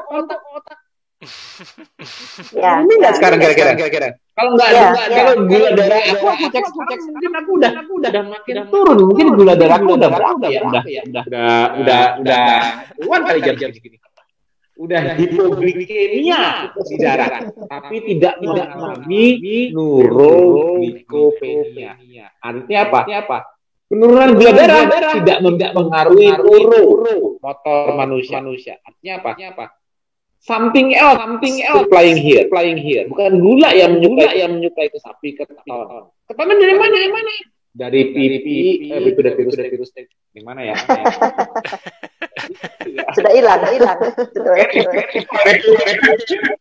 Dari mana udah tipis, pokoknya masih ada aja yang walaupun udah tipis semua nih, udah tipis. Entah gimana, aku 6% kirim sampai sekarang belum makan. Susah enggak? Enggak susah. Karena ini fisiologi murni. Survival di masa lalu. Sekarang lempar orang belum makan harapan suruh nge-gym tadi sini. Aku habis nge-gym. Aku habis nge-gym malah tambah seger. Karena nge-gym itu melepas lemak dari simpanan keluar lebih cepat diakses oleh otak. Aku jadi lebih fresh. Jadi moving, bergerak mencari makan. Kalau aku olahraga ya.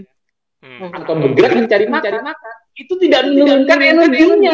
Kalau kita mengandalkan makanan, maka semakin banyak kita bergerak, sumber energi dari makanan tadi makin turun. Beda kalau bensin. Makin lama digas, makin ler. Pagi-pagi dipanasin dulu, dipanasin langsung, dipakai terus. Lama-lama makin enteng. Kenapa? Bensinnya dikeluar terus dipakai. Itu rahasianya. Jadi ketosis sebagai fisiologi itu cikal bakalnya niat aku buat grup sendiri. Kenapa? Karena aku nggak mau cuma di sebelah ayat gitu. Seperti grup luar yang aku ditentang. Aku mau jadi grup pertama yang menjelaskan ketosis secara fisiologi murni. Nggak ada hubungan. Walaupun akhirnya yang diomongin sama orang yang lihat grup kita berkembang cepat, akhirnya kalau mau ngejelekin pakai apa? Diet bukan? Iya. Pola makan bukan? Iya. Konseptualnya sama. Karena mereka nggak mau benar-benar belajar. Kenapa? Niat awalku ialah mau jadi grup dulu yang menjelaskan itu nggak secara diet atau gini, tapi secara fisiologi murni ancestral. boleh cari grup di luar sana yang bisa menjelaskan kayak aku. Cari, ketemu kasih aku. Japri aku. Mas, ada yang menjelaskan Mas Tio di dunia, grup manapun keto, cari yang menjelaskan ketosis seperti aku. Kasih. Misalnya khawatir aku plagiat. Buktikan. Ayo Mas. Suaranya hilang.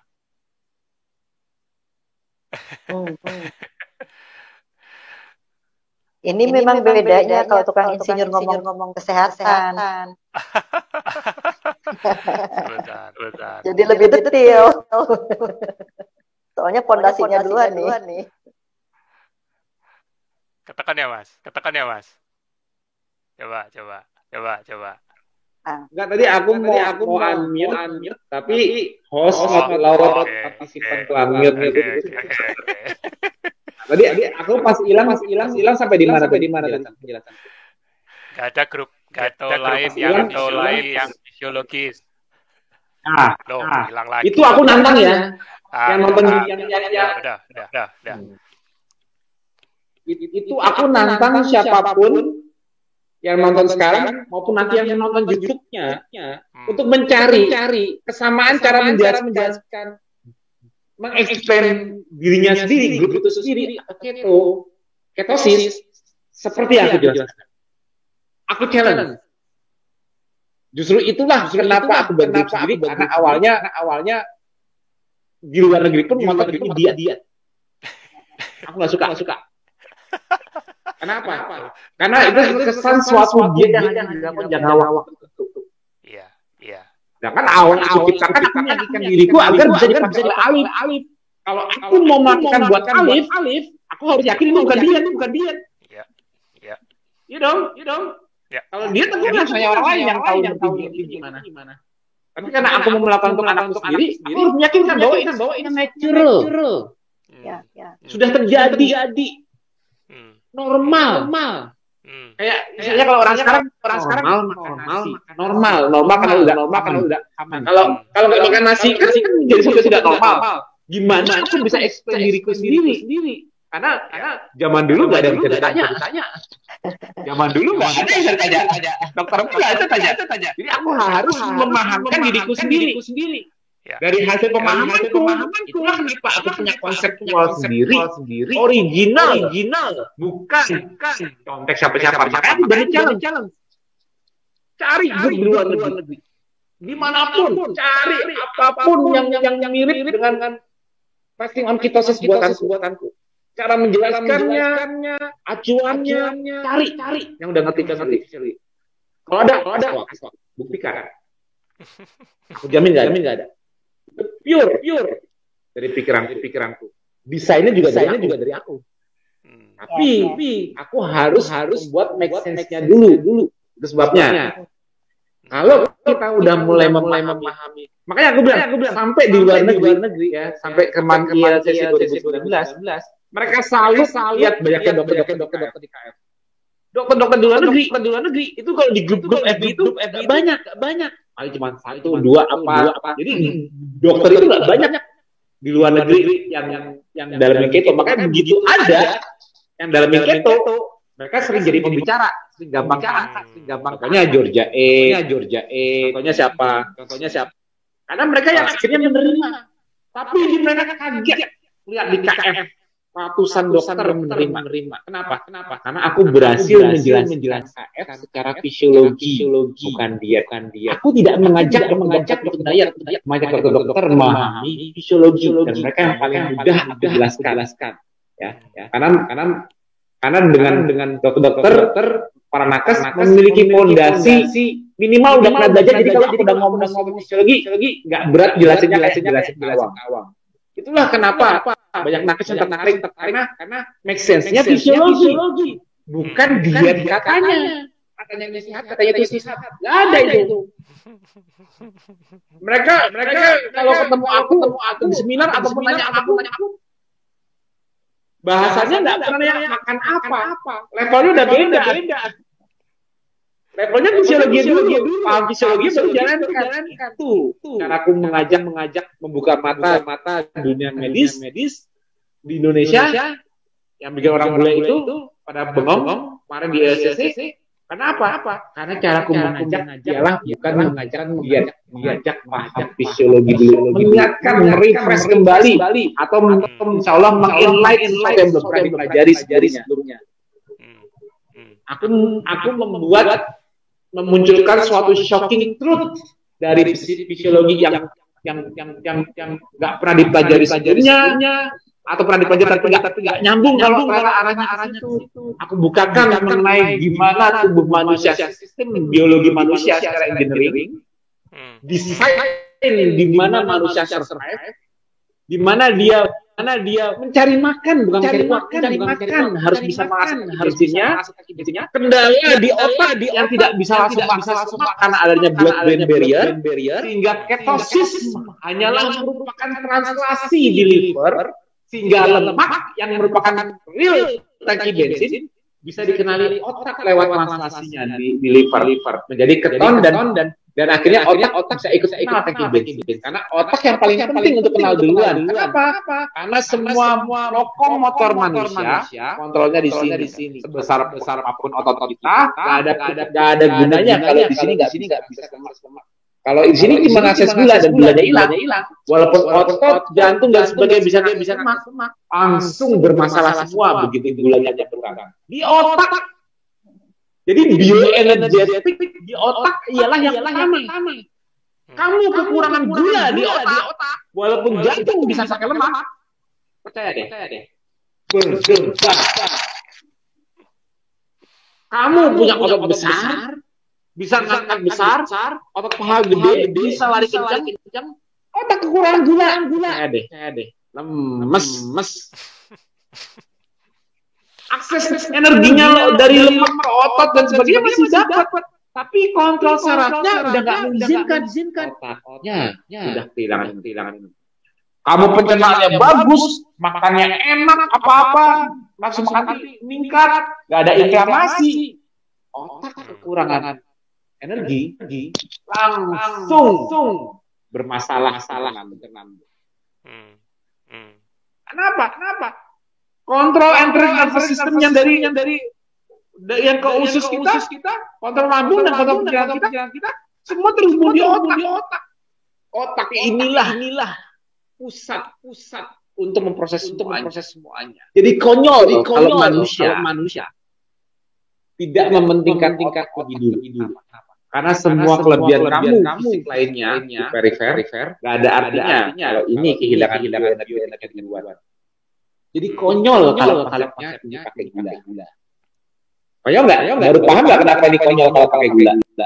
Konyol karena gula terbatas oleh waktu. Sekarang gula nggak terbatas waktu. Kenapa? Dari pagi kamu mendapatkan sumber gula dan nasi uduk.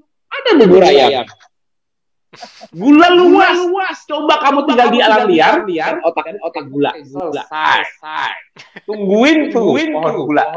Tungguin tuh jagung berkembang. Tungguin tuh dapat singkong. Jadi kamu kejar-kejaran dengan waktu. Otak kamu organ terpenting yang mengontrol semuanya kejar-kejaran dengan waktu. Kalau hanya bisa gula. Kenapa? Karena dalam time frame yang nggak lama, gula turun banyak kalau nggak diulang. Selemah itu kan manusia isi bensin berulang kali harus dari makanan. Nah, gimana kalau makanannya nggak siap itu dia mbak. Kalau aku jelasin secara kayak gini, masih nganggap KF itu diet apa shocking truth of the real human metabolism. Real human dong. The real human metabolism kan ternyata yang diributkan ini awas hati-hati atau gini awas atau gitu apa? Diet. KF bukan begitu cara menjelaskan. Kenapa? Kalau cuma tahu ikut diet ini makan ini, nanti makanannya disuruh hati-hati lu makan daging. Hati-hati lu banyak makan itu. Betul nggak yang diserang itu? Coba banyak. Makanya aku berani mengumpulkan nakes di grupku untuk brainstorming denganku. Kenapa? Karena aku mau mengubah pola berpikirnya. Dan aku yang paling ready untuk jawabnya. Ya kan? Walaupun ya jujur, nggak banyak ahli gizi yang mau menerima. Ya kan? Itu ya, kita nggak boleh, walaupun udah ada yang terbuka, bahkan jujur kita ada SPGK loh, udah mulai terbuka. Tapi jujur, kalau hanya membahas gizinya, KF itu anti mainstream. Kalau hanya membahas gizinya, karena nggak masuk akal secara gizi dengan konsep yang dipelajari selama ini. Masalahnya orang kalau masuk di alam liar, mereka nggak punya ilmu gizi. Makanya cuma mau hidup, saya harus memasuk mulut saya supaya saya bisa survive. Survival itu makanan. Gimana cara saya bisa makan? Selesai. Itu dulu. Nggak usah banyak ilmu gizi. Kalau kamu di alam liar tidak ada yang ngajari gizi, tapi kamu harus gimana? Apa yang pilihan kamu paling primal, paling primitif, tanpa ilmu. Aku nggak mau makan ini, kolesterol. Nggak ada itu di hutan. Aku nggak mau makan itu, takut darah tinggi. Nggak ada. Ilmunya belum ada. Oke, paham ya? Ya. Jangan rumit. Ilmunya belum ada. Tapi basic mereka, karena mereka memakan sesuatu yang bergerak. Karena kalau yang diam di tempat mereka makan nggak enak rasanya, karena belum bisa kenin belum bisa belinkah, jadi nggak enak kalau dimakan nggak enak. Akhirnya mereka nggak milih itu yang diam di tempat. Mereka lebih milih yang bergerak. Apa yang bergerak? Tapi kok yang bergerak ke sana? Gua kejar. Itu insting dasar mencari makan di alam liar. Nggak punya ilmu vitamin saja. Makan nggak? Punya ilmunya nggak? Ilmunya nggak? Alam. Nggak ada. Ilmu alam. Setuju. Primitif. Ya. Jadi konsep sehat itu sebetulnya bisa dilihat 24 jamnya orang di alam liar. Kita cuma berusaha menduplikasinya di alam modern. Kenapa? Alam modern tidak membuat insting dasar-dasar primitif-primitivitas kita untuk melihat kebenaran liar. Kenapa? Karena aku keluar rumah banyak yang nawarin. Ya. Tukang bubur kacang hijau lewat, bubur yang lewat. Mereka tuh liar. Makanya kita juga pikiran jadi liar. Nah, jadi dengan konsep aku menjelaskan awalnya kenapa aku beri maunya sendiri, akhirnya cara aku menjelaskan cara menjelaskan sendiri, dan kenapa aku kasih pantauan GDP, kenapa aku kasih pemilihan makanannya di tiap fase agar sesuai fisiologi supaya membentuk kalori range tidak disadari alam liar. Iya dong. Kayak di alam liar kan pas mereka habis berburu, mereka pulang, mereka santai, mereka bakar makanannya, ya masaknya simpel kan, bakar rebus. Pas mereka makan, ini kita makannya udah di matahari udah terbenam, jangan banyak ya, kan bisa gendut. Takut gendut di hutan, gak bakal gendut, aku yang jamin. Udah untuk kamu bisa makan yang sekenyangnya, karena kamu berhasil dapat rezeki hari ini, makan ikannya dimakan. Kalau bisa mereka sampai puas. Kenyang. Jangan tidur dulu, jangan jalan dulu. Gak ada yang ngomong kayak gitu. Kamu udah dapet omongan, udah gak bisa apa-apa, dan apa sih udah pendek. Tidur. Ya kan? Karena yang dicari untuk makanan, ketemu hewan, berhasil diburu. Rasanya sama nggak kayak dapat suka? Sama. Yang didapat yang didapat kijang, tapi rasanya 100 juta. Kepuasannya sepuasan sekarang dapat 100 juta. Bayangkan. Jadi menjadi kaya, merasa kaya di alam liar, merasa puas seperti orang kaya di alam liar itu mudah. Kenapa? Bukan makanan. Dapat harapan hidup. Selesai. Kalau sekarang stresnya tinggi kenapa? Apaan ya bisa beli mobil? Belum jadi OKB. Itulah alam modern.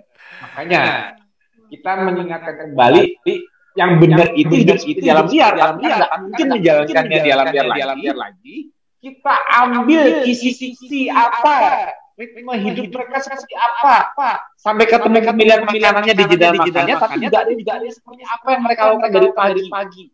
Nggak ada yang nyuruh puasa, tapi mereka nggak bisa makan. Nggak ada yang nyuruh olahraga, tapi mereka harus bergerak kalau cari makan. Nggak ada yang nyuruh relax, tapi mereka otomatis relax kalau ketemu makanan. Ya. Begitu. Makan, nggak usah diajarin. Awas jangan kebanyakan karbo. Ada yang ngajarin. Tidurnya jam berapa? Oh, lampu masih terang. Nggak ada. Matahari terbenam selesai. Lampumu cuma api. Tidur jam 12 ya? Ya. Jam 12. Mau nontonin di api. Di api ada orang main bola gitu. Ada. Tapi bayangkan cara mereka hidup dalam liar bisa jadi kunci menemukan pola hidup sehat, dan kita masih bertanya-tanya saat gimana saya harus makan apa, olahraga apa, tidur jam berapa, tunggu dulu jurnalnya. Dicontohkan ikutin. Kita belum ketemu dalam penelitian, tapi sudah ada histori yang tidak bisa dirubah. Karena sudah terjadi. Kalau itu mereka, kalau nggak sarapan itu salah, mereka sudah punah. Kalau nggak makan karbo itu salah, mereka sudah punah. Kalau tidur cepat di malam hari itu salah, mereka sudah punah. Sakit. Tapi ternyata enggak. Clue-nya udah ketemu. Clue untuk diduplikasi sekarang. Walaupun sekarang sulit dikasih itu, tapi kita tetap berikhtiar berusaha untuk menselaraskan. Gimana ketemu pola yang sama, kenapa? Karena itulah dengan cara itulah sistem biologi manusia bisa terjaga keawetannya mesinnya. Seperti clue dari alam. Itulah kenapa Mbak cuma nanya satu hal, cuman aku suruh dare to declare, akhirnya aku ceritanya nggak selesai sekarang sampai udah jam 3. Kenapa? Karena dengan aku cerita A sampai Z dari sejarahnya sekarang, aku yakin Mbak sudah berani declare mengenai diri Mbak. Nggak takut lagi dengan nggak makan karbo, jam segini belum makan. Ini juga buat para warrior lain yang bertanya, gimana saya menghadapi gimana saya teman-teman saya menjelaskan mereka KF dengan nonton YouTube ini. Jadilah pede karena kalian menjalankan hidup yang ternyata the truth of metabolism. Jangan takut declare about who you are. Mengenai apa yang telah kita pahami, apa yang telah pahami lebih dari mereka yang belum tahu. Walaupun kita sendiri kayak aku sendirian, siapapun sekitarku, aku tidak jadi follower. I'm the leader.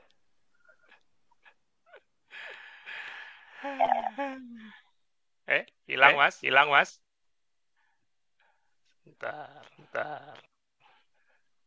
Hilang lagi mas Yos. Bentar mas. Ketekan. Tadi sampai di mana mas? Berarti sampai di mana mas? Ya. Jadi kalau dengan ceritaku tadi, Mbak akhirnya berani declare, selesai masalah. Mbak nggak usah pusing, karena Mbak sudah tahu cara menjawabnya. Dan Mbak nggak takut dibilang negatif lagi. Oh kamu diam keto ya? Bahaya loh. Saya nggak diet keto.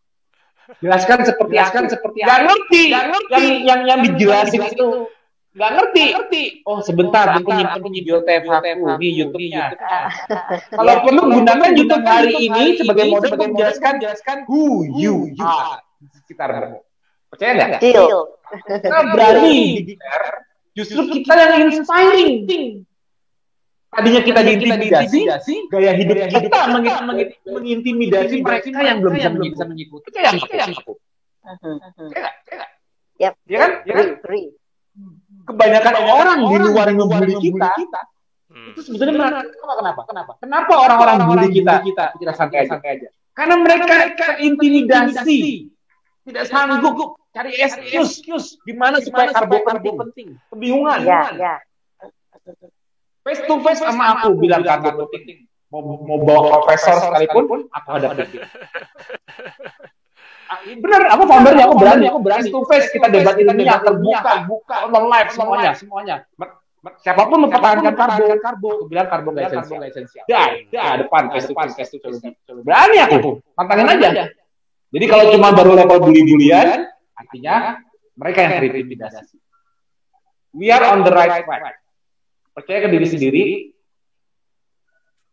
declare ke siapapun sekitar kita, sehingga bukan kita yang ditekan. Kalau nggak asik lo, ada excuse-nya. Ya memang aku bisa aja sih makan sekarang. Tapi aku kan lagi berusaha menurunkan pola hidupku seperti orang yang jutaan tahun hidup di masa lalu yang tidak selalu makan. Aku lagi berusaha mensinkronkan. Aku nggak mau ngikutin nafsu terus. Karena kalau aku ngikutin nafsuku di zaman modern ini, hilang mas. Sinyal suaranya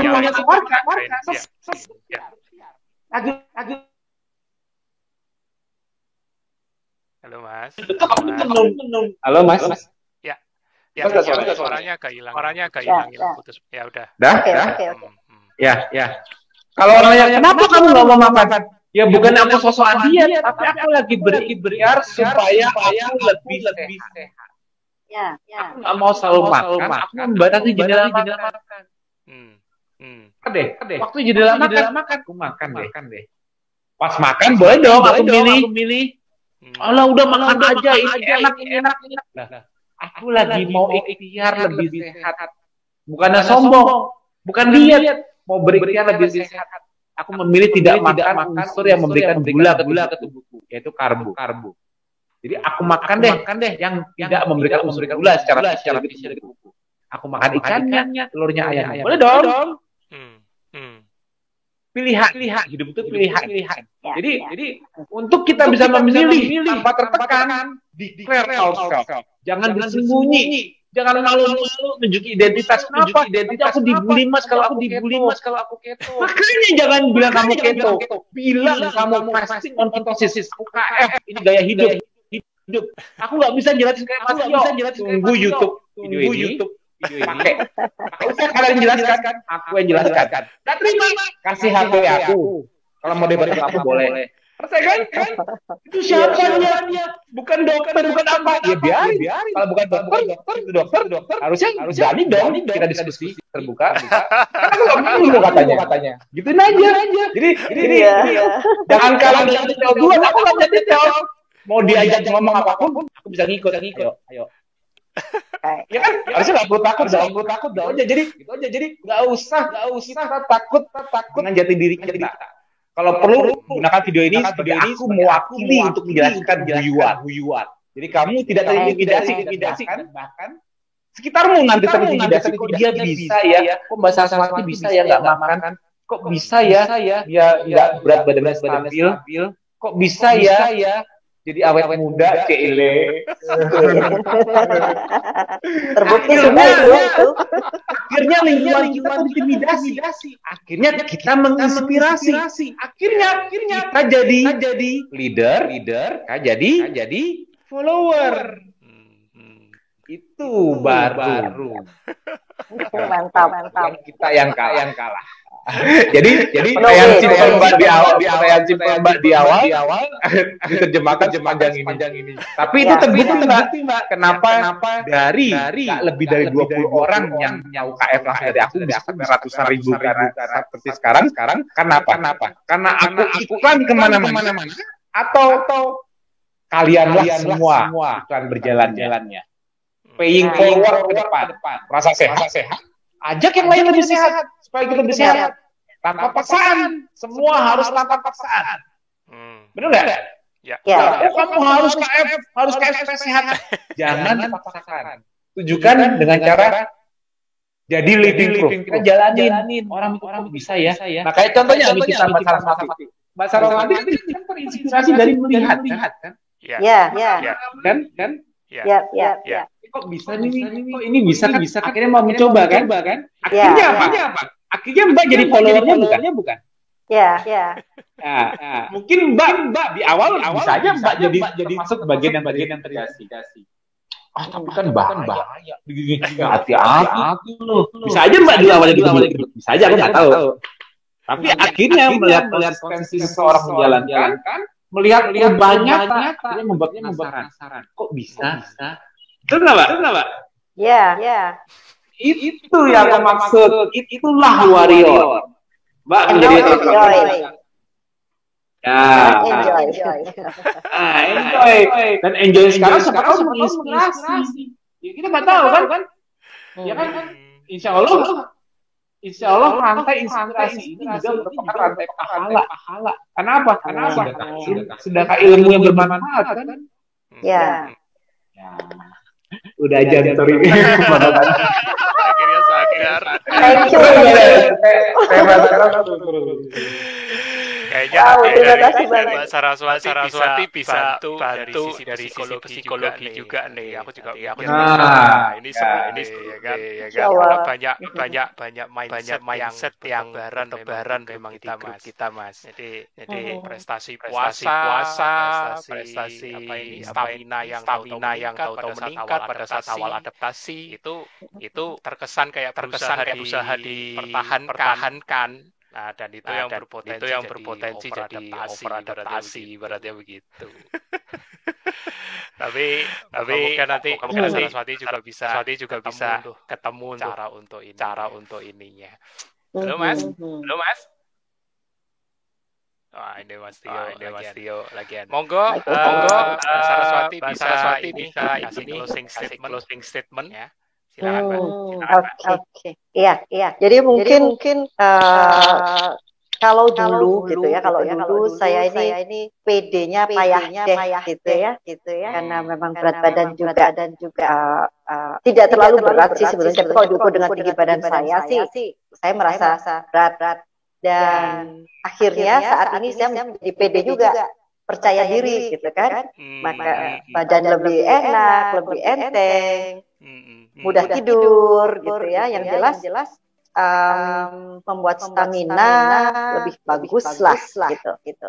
Bagaimanapun juga memang saya percaya bahwa back to nature itu tidak ada yang buruk. Karena memang alam ini sebetulnya sudah disiapkan Tuhan. Kita memang harus hidup di alam, belajar dengan alam yang membuat suatu ini tadi garis besarnya yang paling saya suka adalah lifestyle yang ditawarkan. Jadi benar-benar lifestyle is very important ya. Hanya kita belajar mencoba mengajak mereka untuk merubah mindset memang tidak mudah. Pola yang dirubah gitu. Tetapi setidaknya dengan makin banyak pengguna yang bisa menunjukkan sekarang ini nggak perlu deh punya asuransi kesehatan karena kita bisa sehat dengan sendirinya secara alami. Terima kasih banyak sekali Mas Tio yang luar biasa. Keren. Yang keren bisa menginspirasi supaya sehat ya. Itu. Iya. Amin. Di dunia kedokteran ada pengobatan komplementer. Kalau saya bilang lifestyle ini adalah komplementer kita deh. Ya betul. Mencari solusinya secara alami dari kalau Mbak tadi back to nature bukan hanya nature makanannya. Back to nature ialah kita benar-benar membayangkan kalau kita di wild nature seperti apa. Jadi back to nature ialah pola hidup in nature. Pola hidup di alam seperti apa in nature. Jadi kita enggak back to nature dong makannya. Jadi makan apa? Di nature kan banyak daun-daunan. Banyakin makan daun-daunan nature. Salah. Konsepnya bukan seperti itu. Kalau bayangkan orang yang benar-benar hidup dari alam liar. Walaupun banyak daunnya, coba digeragotin. Karena kita kalau membayangkan back to nature harus dengan insting di nature juga. Jangan berhenti cuman konsep nature tapi nggak paham kalau di nature sampai ini apa. Itu yang harus kita back to nature-nya ialah kapan bangun. Apakah kalau di nature bangun makan? Apakah di nature kita tidak gerak duduk? Apakah di nature kita banyak stres? Apakah di nature kita banyak karbo? Apakah di nature kita begadang? Bayangkan baru bisa benar-benar back to nature pola hidupnya, dan insya Allah bisa mereverse apapun sindrom metabolik yang sudah dialami sekarang. Coba meriset kembali dengan cara hidup sebenarnya manusia di alam di nature. Nah, itu baru Thank you, Mbak Saraswati dan juga Thank you. menjelaskan secara sisi esensi bahwa nature, jadi itu bukan cuma hanya dari makanan, ya. Itu jauh real nature ya, sampai ke pola hidupnya juga. harus mabok nanti. Oke, Mas Tio, terima kasih juga untuk selalu setia mendampingi dan menjawab tanpa lelah pertanyaan-pertanyaan yang dari newbie, dari siapapun. Semoga nanti ke depannya kita pasti ada narasumber yang lebih menginspirasi lagi, ya. Amin. Ini juga udah menginspirasi kok, Mbak Saraswati, keren nih. Setiap tema itu setiap nakes selalu menginspirasi, tiba-tiba membuat kita bisa menjelaskan sesuatu yang tidak terduga. Ya, makanya serunya secara spontan ya seperti ini. Harus akhirnya ilmunya bisa keluar sendiri. Iya, kalau enggak pasti jadi alien terus. Iya, kan kalau enggak harus dilepehin learning by doing. Oke, thank you Mas Tio. Teman-teman, waktu juga yang membatasi, pastinya teman-teman tetap menyimak, tetap stay tune, tetap belajar, semangat ya, mengenali badan sendiri, semangat back to nature, tidak hanya dari makanan tapi juga pola hidup. Kenali batasan kemampuan tubuhmu ya, supaya teman-teman tidak lagi bingung atau galau mesti makan apa atau apapun ya. Sampai jumpa dan salam sehat. Dadah.